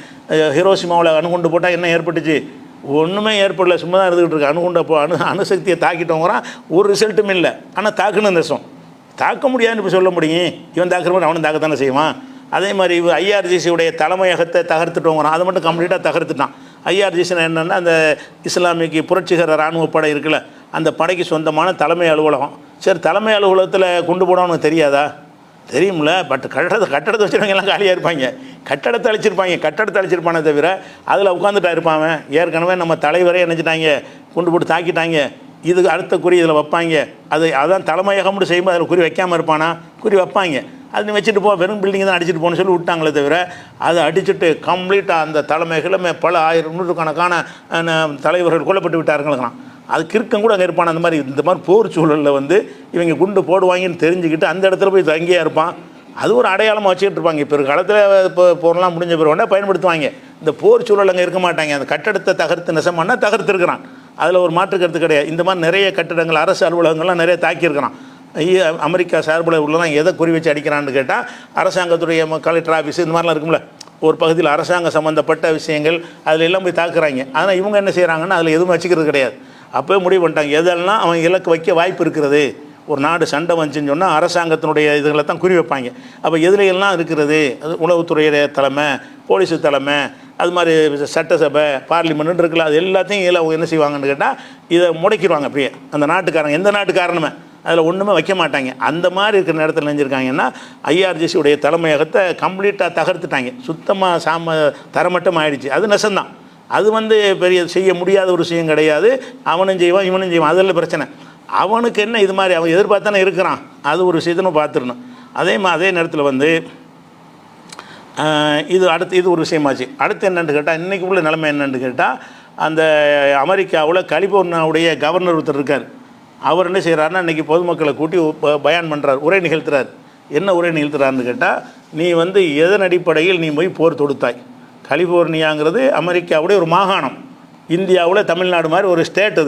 அதுக்கு அவங்களுக்கும் ஒரு பவர் இருக்கிறது. அந்த கலிபோர்னியாவுடைய மேயர் என்ன பண்ணுறாருன்னு கேட்டால், அவர் இவர் மாதிரி அந்த முஸ்லீம் ஒருத்தர் இருப்பார், மம்தானி, அப்படிப்பட்டவர் இல்லை, முஸ்லீம் இல்லை இவர். அவர் என்ன செய்கிறாருன்னு கேட்டால், அவரை கேட்குறார், 160 சிறுமிகளை கொலை பண்ணீங்களடா, இதுக்கு யாரா பொறுப்பு? இதை செய்ய உனக்கு எவன் அனுமதி கொடுத்தான்? இது மாதிரி சட்ட விரோதம் ஏதாவது இருக்குதா? அமெரிக்காவுடைய எந்த சட்டப்படி இதை செஞ்சான்னு சொல்லி கடுமையாக மக்கள் மத்தியில் அவர் உரை நிகழ்த்தி மக்களை என்ன செய்கிறாரு, அரசுக்கு எதிராக உசுப்பி விடுற மாதிரி பேசுகிறார். ஒரு அதிகாரத்தில் உள்ள ஒருத்தர் பேசுகிறார். இதுதான் அமெரிக்காவுடைய ஒட்டுமொத்த நிலைமை. இவருடைய செயலுக்கு அமெரிக்காவில் ஆதரவே இல்லை. இது ஒரு யதார்த்தமான ஒரு விஷயத்தை வழங்கிக்கிறேன். அடுத்து என்னென்னு கேட்டால், இப்போ சில கேள்விகள்லாம் கேட்குறாங்க. என்ன கேட்குறாங்கன்னா, அதாவது ஒரு முஸ்லீம் நாடுகளை போய் தாக்கலாமா? இப்போ என்ன கேள்வி ஓடிக்கிட்டு இருக்குன்னு கேட்டால், முஸ்லீம் நாட்டை போய் ஈரான் சவுதியை தாக்குறான், துபையை தாக்குறான்னா முஸ்லீம் நாடு தானே, முஸ்லீம் நாடை தாக்கலாமா அப்படின்னு ஒரு கேள்வியை கேட்குறாங்க. அடுத்து புனித மண்ணை தாக்கலாமா? மக்கா மதி புனித நாடு சவுதி அரேபியாவில் மக்கா மதினாவெலாம் இருக்குது, புனித மண்ணை தாக்கலாமா? புனித மாதத்தை ரமலான் மாதத்தில் போய் தாக்கலாமா? இதெல்லாம் பரப்பிட்டு இருக்கிறாங்க. பொதுமக்களை தாக்கலாமான்னு இப்படி இந்த 4 விஷயமாக ஒரு கருத்தில் ஒவ்வொரு ஆளும் ஒவ்வொரு ஸ்டைலில் பரப்பிட்டு இருக்கிறாங்க. அவங்க வந்து தெளிவாக சொல்லிட்டு தான் தாக்குறாங்க. என்ன சொல்கிறாங்கன்னு கேட்டால், நாங்கள் வந்து உங்களை தாக்க மாட்டோம். நாங்கள் எதை தாக்குவோம் என்று கேட்டால், உங்கள் நாட்டில் அமெரிக்காவுக்கு இடம் கொடுத்துருக்குறீங்க, உங்கள் இடத்துல வச்சு தான் அவன் எங்களை தாக்குறதுக்கான திட்டங்கள்லாம் போடுறான். அவனுடைய கடற்படை உங்கள் நாட்டில் இருக்கிறது, அவனுடைய விமானப்படை உங்கள் நாட்டில் இருக்கிறது, அதனால் அதைத்தான் நாங்கள் தாக்குவோம் அப்படின்னு சொல்லிட்டு தான் தாக்குறாங்க. அதனால தான் இவங்களும் தைரியமாக மக்கள்லாம் அந்த தலைவர்லாம் வெளியெல்லாம் வர்றாங்கல்ல, எதுக்காக வர்றாங்க? தைரியமாக இவன் சொல்லிட்டு செய்கிறதுனால. அவன் சொல்லாமையெல்லாம் செய்யலை, ஒவ்வொருத்தருக்கும் ஃபோன் போட்டு சொல்லிட்டு தான் செய்கிறோங்கிறாங்க. சொல்லிவிட்டு நாங்கள் இதை இலக்கு வச்சுருக்கோம், தாக்குறோம் அப்படின்னு சொல்கிறாங்களே தவிர அங்கே பொதுமக்களை தாக்கவே கிடையாது. அமெரிக்காவுடைய இராணுவ பேஸ் இருக்கும்ல, இராணுவ பேஸ் 2 வகை இருக்குது. விமானத்துக்குன்னு உள்ள ஒரு பேஸ் வச்சுருப்பாங்க, கடல் பகுதியாக இருந்தால் கடலுக்கு உள்ள கடற்படை தளம் ஒன்று வச்சுருப்பாங்க. எந்த தளமாக இருந்தாலும் ரெண்டையுமே நாங்கள் என்ன செய்வோம், அதில் உள்ள தளத்தையும் அழிப்போம், அதில் கப்பல் இருந்தால் கப்பலையும் அழிப்போம், விமானம் இருந்தால் விமானத்தையும் அழிப்போம். அதுதான் எங்களுடைய நோக்கம்னு சொல்லி அதைத்தான் குறி வச்சு என்ன செய்கிறாங்க, தாக்குறாங்க. பஹ்ரைனில் தாக்குனாலும் சரி, அது மாதிரி வந்து துபாயில் யூஏயில் தாக்குனாலும் சரி, அது போக யூஏயில் மட்டும் என்ன செய்கிறாங்கன்னா வேறு பில்டிங்களை வந்து தாக்கியிருக்கிறாங்க. யூஏயில் மட்டும், அமீரகத்தில் மட்டும் தாக்கியிருக்கிறாங்க. எதுக்கு தாக்கியிருக்கிறாங்கன்னு கேட்டால், இவன் வந்து இந்த கத்தாரில் முதல் தாக்குன உடனே என்ன செஞ்சாங்கன்னா, அமெரிக்காக்காரங்கெல்லாம் அவங்களுடைய அந்த பேஸில் இருப்பாங்கல்ல, அவங்கெல்லாம் குண்டு போட்டு தாக்கிடுவான்னு பயந்துக்கிட்டு பெரிய பெரிய ஹோட்டலில் போய் தங்கிட்டானுவோம். இந்த அமெரிக்க ஆட்கள் போனால் என்ன செய்கிறாங்கன்னா, பெரிய ஸ்டால் ஹோட்டலில் அப்படி ஆக்கிரமிச்சுக்கிட்டு நம்ம இங்கே கொண்டு விட மாட்டாங்க அப்படி நினைத்து கொண்டு என்ன செய்கிறான்னு கேட்டால், அவன் வந்து அந்த கடற்படை தளத்தில் இருக்க மாட்டான், அந்த தளத்தில் கொண்டு போட்டுருவாங்கன்னு சொல்லிட்டு பயந்துக்கிட்டு என்ன செய்கிறான்னு கேட்டால், ஒரு சாதாரண பயணிகள் மாதிரி பெரிய பெரிய ஸ்டார் ஹோட்டல்லாம் முழுசாக ஆக்கிரமித்து அது பூரா அவங்க தங்கியிருப்பாங்க. இவங்களுக்கு எல்லா பக்கமும் உளவுத்துறை தகவல்லாம் இருக்கிறது. அதை தெரிஞ்சு அந்த பில்டிங்கை பார்த்து குறி வச்சு அடிக்கிறாங்க. அதில் அமெரிக்காக்காரன் தான் இருக்குது. அமெரிக்காவுடைய சோல்ஜர், இராணுவ பொதுமக்கள் இல்லை. அமெரிக்காவில் இந்த சண்டைக்குன்னு தயாரிக்கப்பட்ட இராணுவ வீரர்கள் தங்கி இருக்கிறாங்கன்னு நினச்சிக்கிட்டு அந்த மாதிரி பில்டிங்களை தான் தாக்குறாங்க. சில பில்டிங்கெல்லாம் எரியறதை பார்ப்பீங்க. அதே மாதிரி வந்து யூஏயில் வந்து இந்த கடற்படைத்தனம் இல்லாமல் இந்த சிஐ என்ற அமெரிக்காவோட உளவுத்துறை இருக்கு இல்லையா, அந்த உளவுத்துறைக்குன்னு ஒரு பெரிய அலுவலகம் இருக்குது. அந்த அலுவலகம் கட்டடத்துக்கு மத்தியில் தான் இருக்குது. அதில் கொண்டு அடிக்கிறாங்க.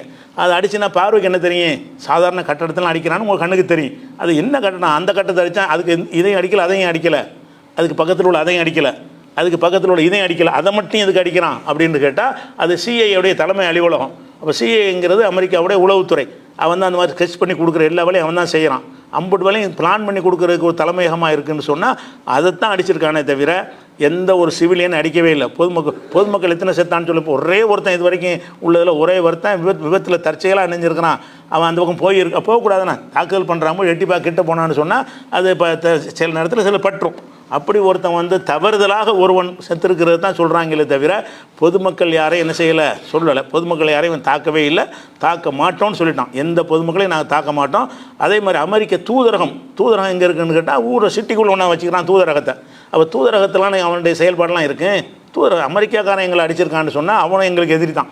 அவன் உன் நாட்டில் இருக்கிற காரணத்தில் அவங்க தப்ப விட மாட்டோம் அப்படின்னு சொல்லி அமெரிக்காவோட யுத்தம் இப்போ நடந்துக்கிட்டு இருக்குது. யுத்தம் நடக்கிற நேரத்தில் எதிரிகளாக தான் பார்ப்போம். அந்த எதிரிகளுடைய இணையம் அவங்ககிட்ட இருக்குது அப்படிங்கிறது தான் தாக்குனாங்க. இப்போ என்ன ஆச்சுன்னு சொன்னால் அவங்க இப்போ கெதறாங்க. யார், இந்த சவுதியில் இருந்து எல்லா அரபு நாடுகளும் அமெரிக்கா நீங்கள் தான் எங்களை காப்பாற்றானே, நீங்கள் தளமெல்லாம் வச்சுப்பிட்டீங்க, இந்த மாதிரி அடிக்கிறாங்கன்னொன்னே அவன் நினச்சிட்டான் எங்களை காப்பாற்ற இயலாது, அவங்களை காப்பாற்ற இயலாதுன்னு சொல்லிட்டு துபாயில் யூஏயில் இருந்த எல்லா விமானங்களையும் அப்படி எடுத்துகிட்டு போயிட்டாங்க. இப்போ சில விமானங்களை தாக்குனதுக்கு பிறகு எங்கள் விமானத்தையே காப்பாற்ற முடியல, ஒன்றை எங்கே காப்பாற்றுறதுன்னு சொல்லிட்டு என்ன செஞ்சாங்க, இதில் யார் பக்கம் வெற்றி நீ பாருங்கள் எவ்வளோ பெரிய கேவலம்.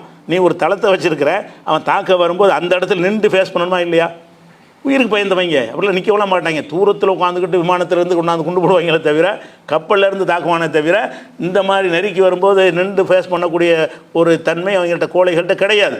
அதனால் இன்றைக்கி கிளம்பிட்டாங்க எல்லோரும். இன்றைக்கி வந்து அமீரகத்தில் உள்ள எல்லா விமானங்களையுமே எல்லா விமானம் மிஞ்சினது. சில விமானம் தாக்கிட்டாங்கல்ல, கொஞ்சம் மிஞ்சின விமானம் இருக்குது, அதையும் போட்டுருவாங்க போல இருக்குன்னு சொல்லிட்டு இந்த விமானத்தை காப்பாற்றிக்கிறோன்னு சொல்லி எடுத்துக்கிட்டு இஸ்ரேலுக்கோ அந்த எங்கேயோ போயிட்டாங்க, சைப்ரஸ் தீவுக்கு எங்கே போயிட்டாங்கன்னு வைங்களேன். அப்போ அந்த மாதிரி இருக்கிறதுனால அவன் புனித தலத்தை தாக்க மாட்டான், மக்கா மதீனாவும் தாக்க மாட்டான். அதில் என்னென்னு கேட்டால் சவுதி மேலே அவன் கூடுதலான இலக்கு வச்சுருக்கிறான். என்னென்னு கேட்டால் இந்த சவுதி தான் அதுக்கு திட்டம் போட்டது, வாஷிங்டன் போஸ்ட்டில் வரைக்கும் வந்துருச்சு. அது சவுதி தான் இதுக்கு கொள்றதுக்கு பிளான் பண்ணதுன்னு சொல்லிட்டு அமெரிக்காவில் உள்ள வாஷிங்டன் போஸ்ட்டில் எழுதிட்டாங்க. இந்த சவுதி மன்னர் சல்மான் தான் இதை செஞ்சான்னு சொல்லி. அதுக்காக என்ன செஞ்சாங்கன்னு கேட்டால் இவனுக்கு பதிலீடு கொடுக்கணுங்கிறதுக்காக வேண்டி சில எண்ணெய்களை அந்த ஆராம்கோலையும் தாக்கியிருக்கிறாங்க. அவன் தான் காரணம் உண்டு, அவன் தான் சூத்திரதாரின்னு தெரிகிறதுனால கூடுதலாக தாக்கியிருக்காங்களே தவிர அப்போவும் பொதுமக்களும் நாங்கள் தாக்க மாட்டோம், பொதுமக்களுக்கு எந்த ஒரு அச்சம் இல்லைன்னு சொல்லியிருக்கிறாங்க. அது ஒரு விஷயத்தை பார்த்துடலாம். அதே மாதிரி வந்து சவுதியில் உள்ள அமெரிக்க தூதரகத்தை இன்றைக்கி தாக்கியிருக்கிறாங்க. அமெரிக்காவுடைய எம்பசி இருக்கும்ல, அதை தாக்கியிருக்கிறாங்க. தாக்க வேண்டிய விஷயந்தான். அதை விட என்னென்னு கேட்டால், இஸ்ரேலில் உள்ள தாக்கல் எடுத்துக்கிட்டிங்கன்னா அந்த அணு கழிவுகள்னு என்ன செய்வாங்கன்னா, அணுவை வந்து வச்சு மின்சாரம் தயாரிப்பாங்க. மின்சாரம் தயாரித்ததுக்கு பிறகு அதனுடைய கழிவு இருக்கும். அந்த கழிவுகள் வந்து ஓப்பனாக இருந்துச்சுன்னு சொன்னால் பயங்கரமான பாதிப்பை ஏற்படுத்திடும். அது ரொம்ப பாதுகாப்பான இடத்துல வச்சு எப்பவும் தண்ணீரில் அது இருந்து கொண்டு இருக்கணும். அந்த மாதிரி ஒரு இடத்துல வச்சு என்ன செய்யணும், கழிவுகளையும் பாதுகாக்கணும். இல்லைன்னா அந்த கழிவுகள்லேருந்து விழக்கூடிய அணு கதிர்கள் வந்து பரவுணுச்சுன்னா நாடு பூரா பெரிய பாதிப்பை ஏற்படுத்திடும். அதில் போய் அடிச்சிருக்கிறான் ஈரான். இஸ்ரேலில் உள்ள அணு கழிவுகள் வச்சுருக்காங்கல்ல, அதை அடித்து அந்த கழிவுகள்லாம் தாராக ஓடிக்கிட்டு இருக்குது. இப்போ அதுலேருந்து வெளிப்படக்கூடிய அந்த அணு கதிர்கள் வந்து பலரையும் பாதிச்சுக்கிட்டு இருக்குது. இஸ்ரேலில் சின்ன ஒரு அடி அடித்ததில் பயங்கரமாக அது எதிரி அடிக்க வேண்டியதான். அந்த மாதிரி ஒரு விஷயமும் இருக்கிறது. அது மாத்திரம் இல்லாமல் இன்றைக்கி 3 எண்ணெய் கப்பல் அழிச்சிருக்கிறாங்க. கப்பல் படையை காலியாக்கிட்டாங்கிறான். இன்றைக்கி 3 எண்ணெய் கப்பலை என்ன செய்கிறாங்க, அழிச்சிருக்காங்க. அதை விட இன்றைக்கி ஒரு பயங்கரமான அறிவிப்பு கொடுத்துருக்குறாங்க. இது வரைக்கும் நாங்கள் பயன்படுத்தின ஆயுதங்கள் எல்லாம் 99க்கு முன்னாடி கண்டுபிடிக்கப்பட்டு அறுத பழசான ஆயுதங்களை பயன்படுத்தியிருக்கிறோம். இன்று இரவு உனக்கு இருக்கிறது. நீ இதுவரை கண்டிராத, கேட்டிராத, நீ பார்த்திராத ஒரு தாக்குதல் இன்று இரவு இருக்குதுன்னு அறிவிச்சிருக்கிறாங்க. இஸ்ரேலுக்கு நான் டிக்ளேர் பண்ணியிருக்கிறாங்க. நீ கேள்விப்பட்டே இருக்காத வித்தியாசமான ஒரு ஆயுதத்தை இன்றைக்கு நாங்கள் ஏவ இருக்கிறோம் சொல்லிட்டு தான் செய்கிறாங்க எல்லாத்தையுமே. அதனால் இஸ்ரேல் வந்து ஈரான் வந்து இப்போ டவுனாகவே இல்லை. ஏன்னா இன்றைக்கி ஆய்வு பண்ணி சொல்கிறாங்க 2 லட்சத்துக்கு மேலே வச்சுக்கிறாங்க ஏவுகணைன்னு சொல்லி. ஒரு ஆயிரக்கணக்கிலாம் கிடையாது. அதனால தான் நம்ம எவ்வளோ நாளைக்கு தாக்கு பிடிப்போங்கிறான். 2 லட்சத்துக்கு மேலே ஏவுகணைகளை வச்சுருக்கிறாங்க. அது போக என்ன செய்கிறான்னு கேட்டால், இந்த இவங்களுடைய நோக்கம் என்னென்னா ஏவுகணைகளை காலி பண்ணுறது தான். அதுக்கு தான் குண்டை போடுறாங்க. இவன் என்ன செய்கிறான்டா, ஏவுகணையெல்லாம் வெளிப்படையெல்லாம் வச்சுக்கிற மாட்டான். ஏவுகணையெல்லாம் எங்கே சுரங்கத்தில் இருக்கும். ஏவுகணை எல்லாம் சுரங்கத்தில் இருக்கும். அந்த சுரங்கத்துலேருந்து இப்படி பட்டனை தட்டு வாங்கி ஓப்பன் ஆகும், இப்படி மேலே வரும், மரம் மூடிடும். அப்போ அதில் வந்து குண்டு போட்டாலும் உள்ள வரைக்கும் வராது. ரொம்ப ஆழமான பகுதியில் சுரங்கத்தை வைத்து அந்த சுரங்கத்துக்குள்ளே தான் இவனுடைய ஏவுகணையெல்லாம் வைத்திருக்கிறார்கள். அதனால் ஏவுகணை தளத்தை அடிச்சிருந்தான்னு சொன்னால் இப்படி ரிப்பில் கொடுக்க முடியுமா? ஏவுகணை பூரா அடித்து தள்ளிட்டான்னு சொன்னால் இப்படி ரிப்பில் கொடுக்குறான். அது ஒரு விஷயத்தை பார்க்கணும். சரியான கொடுத்துருக்குறாங்க. அதே மாதிரி ட்ரம்ப் என்ன செய்கிறாருன்னு கேட்டால், இந்த போர் தொடர்கிறது, ஆனாலும் நீங்கள் வந்து அமெரிக்கர்களுக்கு அதிக உயிரிழப்புகளை இனிமேல் நீங்கள் எதிர்பார்க்க வேண்டும்ங்கிறான். அவனே சொல்கிறான், அமெரிக்கர்களுக்கு அதிக உயிரிழப்புகளை நீங்கள் எதிர்பார்க்க வேண்டி இருக்கும் அப்படிங்கிறான். அப்படின்னா என்ன, டவுனாக இருக்கிறோன்னு தான் அதுக்கு அர்த்தம். அதை விட என்னென்னு கேட்டால், இன்றைக்கி ஒரு வீடியோ பயங்கரமாக வைரலாகிட்டு இருக்குது. என்ன வைரல்னு சொன்னால், செய்தியாளருக்கு வர்றான் ட்ரம்ப். எப்படி வர்றான்னு கேட்டால், அப்படி தலையை குனிஞ்சிக்கிட்டு அழுகிற மாதிரி, அழுகிற முகத்தோட, வாடிய முகத்தோட. அவனுக்கு இப்படி திமிரா பேசுவான். ஜெயிச்சுட்டா இப்படி பேசுவாங்க. அந்த மூஞ்சி இல்லை. அதை பார்த்தியல்னாலும் உங்களுக்கு தெரியும். இவ்வளோ பரிதாபகரமான நிலையில் இப்படி குனிஞ்சதில் நிமிராமல் இப்படி வர்றான். கேள்வி கேட்குறாங்க, இப்படி போகிறான். அந்த வீடியோ பரவிக்கிட்டு இன்னும் இவ்வளவு இருக்கிற காரணம் என்ன, அவ்வளோ டவுன் ஆகிட்டான். அதாவது மனசில் ஆடி போய் எவ்வளோ திமிரா பேசணும். அந்த பக்கத்து நாடு வெனிசுலா பிடிக்கும்போது என்ன மண்டக்கணமாக பேசணும். அதே மாதிரி இது வந்து காசாவுக்கு என்ன செஞ்சோம், நாங்கள் நரகத்தை காட்டுவோம் அப்படிலாம் திமிரா பேசணுமே. எல்லாம் போச்சு. இப்போ ஒன்றும் இல்லையே, கேட்க முடியல. ஏன்டா நீ தாக்குதலுக்கு முடிவு எடுத்தாண்டா பதில் சொல்ல மாட்டேங்கிறான். இன்றைக்கி என்ன செய்கிறான்னா, அமெரிக்காவுடைய அந்த துணை அதிபர் சொல்கிறாரு, இந்த தாக்குதல் வந்து இஸ்ரேல் தான் நாங்கள் தாக்கலை அப்படிங்கிறான். இஸ்ரேல் தான் தாக்குனாங்க, அவங்களுக்கு சப்போர்ட்டாக நாங்கள் போனோம், இல்லாட்டி எங்களை தாக்கிடுவாங்கங்கிறது பாதுகாப்புக்காக போனோம், நாங்கள் தாக்கலைங்கிறான். முதல்ல நான் தான் தாக்குனேன். ட்ரம்ப் அவனுடைய இதில் பதிவில் போட்டதை அவன் தான் போட்டான். கொண்டுட்டோண்டு போட்டதே யார், ட்ரம்ப் தான் போட்டான். போட்டு இப்படி என்ன செய்கிறாங்கன்னு கேட்டால், அது மக்கள்கிட்ட அமெரிக்காவில் கடும் எதிர்ப்பு வந்த உடனே இதை இஸ்ரேல் தான் செஞ்சாங்க, நாங்கள் அவங்களுக்கு கூட போகலன்னு சொன்னால் எங்கள் இலக்கையும் தாக்கிடுவாங்க, அதனால் நாங்கள் வந்து கூட போனோம்னு சொல்லி அது எங்களுக்கு சம்மந்தம் இல்லைங்கிறான். இப்போ செஞ்சுட்டு சம்மந்தம் இல்லைங்கிறான். இப்போ வரைக்கும் பேச்சுவார்த்தைங்கிறான். பேச்சுவார்த்தை தயாராக இல்லை. இது போல் என்ன செஞ்சிட்டாங்கன்னு கேட்டால், அந்த E3 நாடுகள் இருக்கு பாருங்கள். E3 நாடுன்னு சொன்னால் யூரோப்பியன் நாடுகள், ஐரோப்பாவுடைய 3 நாடுகள்னு வச்சுக்கிறாங்க. 3 நாடு எதுன்னு கேட்டால், UK 1, அதாவது இங்கிலாந்துங்கிறோம்ல, UK United kingdom, UK 1, France 1, German 1, இந்த 3 நாடுகளும் சேர்ந்து ஒரு அமைப்பை வச்சுருக்கிறாங்க. அதுக்கு பேர் E3 நாடுகள்னு. இவனும் என்ன செய்கிறாங்கன்னா கூட்டு பண்ணி இப்போ நம்ம அமெரிக்கா ஆதரிக்கணுங்கிறாங்க. அமெரிக்கா போர் தொடுக்கும்போது என்ன பண்ணுறாங்கன்னு கேட்டால், ஆதரிக்க மாட்டோன்ட்டாங்க. நீ யாரை கேட்டு போருக்கு போனேன், எங்களை கேட்டியா, ஐநாவில் அனுமதி கேட்டியா, எங்கள்கிட்ட ஆலோசனை பண்ணியா, அது ஒத்துக்கிற முடியாது, போருக்கு எந்த நியாயமும் கிடையாதுன்னு சொன்னாங்க. இப்போ தாக்குதல் ஆரம்பிக்கும் போது சொன்னாங்க. இப்போ என்ன செய்கிறாங்கன்னு கேட்டால், இந்த 3 நாடுகளும் சேர்ந்து நாங்கள் ஆதரிப்போங்கிறாங்க. எப்படி ஆதரிப்பாங்க, அந்த பிரிட்டனுடைய சைப்ரஸ் இருக்கிற சைப்ரஸ் தீவில் வச்சு தான் தாக்க போகிறாங்க. சைப்ரஸ் தீவில் வந்து பிரிட்டன்காரன் என்ன செய்யறான், அவனுக்கு இடத்த கொடுத்துட்டான். கொடுத்த உடனே என்ன செஞ்சிட்டாங்கன்னா, நேற்று சைப்ரஸில் அடித்தவன சைப்ரஸ் விமான நிலையம்லாம் சேதமாகி போச்சு. அதுக்கப்புறம் பிரிட்டன்காரனை சென்றான் அந்த இடத்த மட்டும் வச்சுக்கன்னு சொல்லிட்டு அவன் சோல்ஜர்லாம் அந்த ஓட்டிகிட்டு போயிட்டான். அவன் ஆளுக்கு சேதம் வரக்கூடாதுன்னு சொல்லி அமெரிக்காட்ட கொடுத்துட்டு போயிட்டான். இப்போ என்ன செய்கிறான்னா ஃப்ரான்ஸுக்காரன் வந்து நாங்கள் சைப்ரஸுக்கு பாதுகாப்பாக எங்களுடைய கப்பல் அனுப்புவோம் அப்படின்னு சொல்லி இந்த டேரெக்டாக ஜெர்மனி இறங்குறது. ஜெர்மனி இறங்குறான், அந்த ஃப்ரான்ஸ் இறங்குறான், இங்கிலாந்து இறங்குறான். 3 நாடு சேர்ந்து என்ன செய்கிறாங்கன்னு கேட்டால் சைப்ரஸில் வந்து அதை தாக்கிடக்கூடாது. ஈரான் வந்து சைப்ரஸை ஈரான் மீது தாக்குறதுக்கு வரல, வந்து அந்த கப்பலை மூழ்கடிச்சிடாங்கன்னு தெரியும். சைப்ரஸை நின்றுக்கிட்டு சைப்ரஸை ஈரான் தாக்க வரும்போது அதை தடுக்கிறது, சைப்ரஸை பாதுகாக்கிறதுக்காக இவன் நிற்கிறாங்க. அப்போ 3 நாடுகள் தெரிஞ்சு வரும்போது கூட இவன் பயப்படாமல் இருக்கிறான்னா அவன்கிட்ட விஷயம் இருக்கிறது. ஆனால் சேதம் வருது, சேதம்லாம் இல்லைன்னு இல்லை, ஒரு 25% சேதம் இருக்கும். அதாவது அவனுக்கு ஒரு 75% சேதம் இருந்தால் ஈரானுக்கு ஒரு 25% சேதம் கண்டிப்பாக இருக்கும். இருக்கவே போரில் வராமலாம் இருக்காது.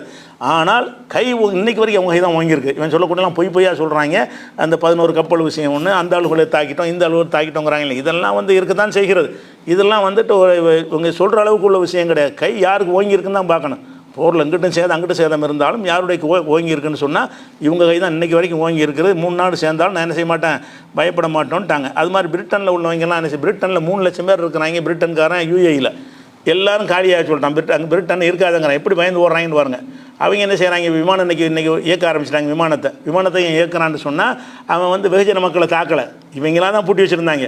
இப்போ விமான சேவை வந்து இன்றைக்கி ஆரம்பிச்சிருச்சு எங்கள் UAEலேருந்து. இன்றைக்கி எக்கச்சக்கமான பேர் இந்தியாவுக்கு திரும்பி வந்திருக்காங்க, நிறைய மக்கள் வந்திருக்காங்க இன்றைக்கி விமானங்களில். அது மாதிரி இருக்கும்போது என்ன செஞ்சான், பிரிட்டன்காரன் வந்து அங்கேருந்து காலி ஆயிருங்க, 3 லட்சம் பேரையும் காலியாக சொல்லிட்டான். அந்த நாட்டில் இருக்க நமக்கு சேஃப்டி இல்லைண்டு. இவங்களுக்கு எங்கே போனாலும் சேஃப்டி இல்லைங்கிற பயந்து சாவுறாங்க. அவன் தெளிவாக சொல்லிட்டான், பொதுமக்கள் ஒன்றும் செய்ய மாட்டோம்னு சொல்லி. அங்கே வந்து நீ இராணுவ தொடர்பு இருந்தாலே தவிர யாரையும் தாக்க மாட்டோம்னு தெளிவாக அறிவித்த பிறகு பயந்துக்கிட்டு என்ன செய்கிறான், எல்லாத்தையும் வர சொல்கிறான். அதனால் இன்றைக்கி வந்து அது ஒரு விஷயமாச்சு. இது போக இன்னொரு விஷயத்தை மார்க்க ரீதியாக ஒரு ஃபித்னா கிளப்புறாங்க. என்னென்னு கேட்டால் அந்த குனூத்து வராங்க பல ஊர்களில். அந்த விஷயத்துக்காக வேண்டி அமெரிக்கா இஸ்ரேல் அழிச்சரு, ஈரானுக்கு வெற்றியை கொடுன்னு கேட்குறாங்க. ஈரானுக்கு எப்படி துவா செய்கிறது, அப்படி இவங்க பெரிய மார்க்கப்பட்டு முத்திப்பை என்ன செய்கிறாங்க, ஈரானுக்கு எப்படி துவா செய்கிறதுங்கிற மாதிரி அதை ஒரு கொஸ்டின் ஆக்கிட்டு பரப்பிட்டு தெரியுறாங்க. ஈரானுக்கு துவா செய்கிறதா எதுக்கு செய்கிறோம், ஈரானுடைய அனைத்துக்கும் செய்கிறோமா, ஒரு குறிப்பிட்ட சம்பவத்துக்கு செய்கிறோமா? ஒரு குறிப்பிட்ட சம்பவத்தில் ஒரு அநியாயம் அநியாயக்காரன் அவன் நியாயத்தின் பக்கம் நிற்கிறான். அவன் வந்து பைத்துல் முகத்தஸ்க்காக நிற்கிறான், அவன் ஹமாஸ்க்காக நிற்கிறான், அந்த போராளிகளுக்காக நிற்கிறான். அவன் வந்து இந்த வல்லாதீத்துக்கு பயப்படாமல் தைரியமாக நிற்கிறான். அவன் தான் போர் வந்து ஆரம்பித்தவன் இல்லை, அவன் மீது போர் திணிக்கப்பட்டிருக்கு, அவனுடைய தலைவனை இழந்திருக்கிறான். இந்த விஷயத்தில் அவர்களுக்கு உதவி செய்யணும்னு கேட்குறது எப்படி மார்க்க தப்பாகும்? நல்லது பூரா மார்க்கத்தில் நல்லதுக்கெல்லாம் ஏற்றுக்கிற விஷயம் தானே. அப்போ அல்லாஹ் வந்து நேற்று நம்ம சொன்ன மாதிரி ரோமாபுரிக்கு அப்படி சொன்னான். ரோமாபுரி வந்து வெற்றி பெறும், வெற்றி பெற்றவன மூமின்கள்லாம் மகிழ்ச்சி அடைவார்கள்னா என்ன அர்த்தம்? அதில் மகிழ்ச்சி அடையலான்னு உனக்கு தெரியுதா இல்லையா? அதனால் இவனுடைய கை ஓங்குனா நமக்கு மகிழ்ச்சி தான். ஏன்னு கேட்டால் அவன் அமெரிக்காவை அழிக்கிறதுனால, அமெரிக்காவை அழிக்கிறது இஸ்ரேல் அழிக்கிறதுக்கு எவன் வந்தாலும் சரி அது நம்ம மகிழ்ச்சி அடையலாம். அதனால் அதுக்கு துவா செய்கிறது எப்படி என்னமோ அவனுக்கு ஒரு சொர்க்கத்தை கேட்ட மாதிரி. என்ன துவா கேட்குறோம், இந்த போரில் வந்து என்ன செஞ்சிரு, ஈரானுக்கு உதவி செய்ய அந்த அமெரிக்கா இஸ்ரேல் அழிச்சிருன்னு குணத்தில் கேட்குறாங்க. இதில் என்ன இது பெஸ்ட்டே கண்டாங்கன்னு தெரியல. ஏதாவது இந்த சலவி கூட்டம் ஏதாவது கிளப்பிட்டு என்ன செய்கிறாங்கன்னா பதிவுகளை போட்டு ஒரு மன உளைச்சலை உண்டாகிட்டு இருக்கிறாங்க. இதெல்லாம் இந்த மாதிரி கேட்கலாம் தப்பு கிடையாது. மார்க்கத்தில் எதை வச்சு தப்புங்கிறது அது நியாயத்துக்கு துவா கெட்டதுன்னு சொல்லிட்டு துவா செய்ய வேணான்னு சொல்லுது. இது கெட்டது, அவனை சப்போர்ட்டே பண்ணக்கூடாது, மார்க்கத்தில் அனுமதி இல்லைன்னு சொன்னால் கேட்கக்கூடாது. அவனை மாதிரி ஆட்களை ரோமாபுரிய வந்து கிறிஸ்தவர்களை ஜெயிச்சது அல்ல என்ன செய்யலாம் சந்தோஷங்கிறான். அவனுக்கு நமக்கு அல்லாவுடைய மகன் சொல்லிட்டு இருக்கிறாங்க. அவங்க ஜெயிச்ச விஷயத்தை ரோம் அத்தியாயத்தில் என்ன செய்யறான், ஓ யௌமஇதின் யஃப்ரஹுல் மூமினூன், ரோமாபுரி ஜெயிச்ச பிறகு மூமின்கள் மகிழ்ச்சி அடைவார்கள்னு அல்லாஹ் சொல்கிறான். மூமின்கள் மகிழ்ச்சி அடையலாம்ல, அதே மாதிரி இவன் ஜெயிச்சா நாங்கள் மகிழ்ச்சி அடைத்தான் செய்வோம். எது மகிழ்ச்சி அடைகிற விஷயமா இருக்கிறதோ அதுக்காக துவா செய்கிறது நீங்கள் தப்புன்னு சொல்ல முடியாது. அதனால தான் நம்ம செய்கிறோமே தவிர அந்த ஷியா கொள்கைக்கு நம்ம துவா செய்யலை, அவனுடைய கொள்கையை ஆதரித்து துவா செய்யலை. அதை விளங்காமல் என்ன செய்கிறாங்க, எதுக்கு கேட்குறோன்னு புரியாமல் ஒருத்தர் வைத்த வழியாக இருக்கார், ஒரு காஃபிர் வந்து துவா செய்ய சொல்கிறாரு, அவர் துவா செய்கிறோம். காஃபிருக்கு அப்படி துவா செய்ய என்ன துவா செஞ்சேன், காஃபிருக்கு சொர்க்கத்துக்கு துவா செஞ்சேன்னா, காஃபிர் வந்து வைத்த வழி துவா செய்யணும் உங்கள்கிட்ட கேட்குறாரு, செய்யலாம்ல, செய்யலாம். அப்போ நீ எப்படி காஃபிருக்கு தோஷம், நீ காஃபிர் ஆதரிக்கிறியா குஃப்ர் ஆதரிக்கிறியான்னு கேட்க முடியுமா? அந்த மாதிரி கூறுகட்டு போய் பேசுகிறாங்க. அதனால் வந்து நம்ம அந்த குணூத்து ஓதரெல்லாம் தப்பு கிடையாது. நம்ம தாராளமாக ஈரான் சொல்லியே துவா செய்யலாம், தப்பு கிடையாது. ஈரானுக்குன்னு எதுக்கு செய்கிறோம், இந்த யுத்தத்தில் தான் நம்ம கேட்குறோம். இந்த நாளைக்கு ஈரானுக்கும் வேறு ஒரு அப்பாவிகளுக்கும் சண்டை வந்துச்சுன்னா அப்போ மாற்றி கூட கேட்போம். இந்த யுத்தத்தில் வந்து இவன் பக்கம் நியாயம் இருக்குது, அவன் பக்கம் நியாயம் இல்லை. இது இஸ்லாத்தினுடைய கண்ணியத்து. இவன் ஜெயிச்சா மேலோங்கும், அவன் ஜெயிச்சா இஸ்லாம் வந்து இன்னும் கீழே போயிடும். இஸ்லாம்னாலே ஒரு தென்னி மாடுகள்னு சொல்லி பேர் வாங்கியிருக்காங்கல்ல, அதை உடைக்கிறான், இவன் தான் உடைக்கிறான். அதுக்காக நம்ம துவா செய்கிறமே தவிர தப்பு கிடையாது. இன்ஷா அல்லாஹ் மீதி விஷயங்கள் தான் நாளைக்கு பார்த்துக்குறோம். அஸ்ஸலாமு அலைக்கும். ரொம்ப நேரம் போயிடுச்சோ.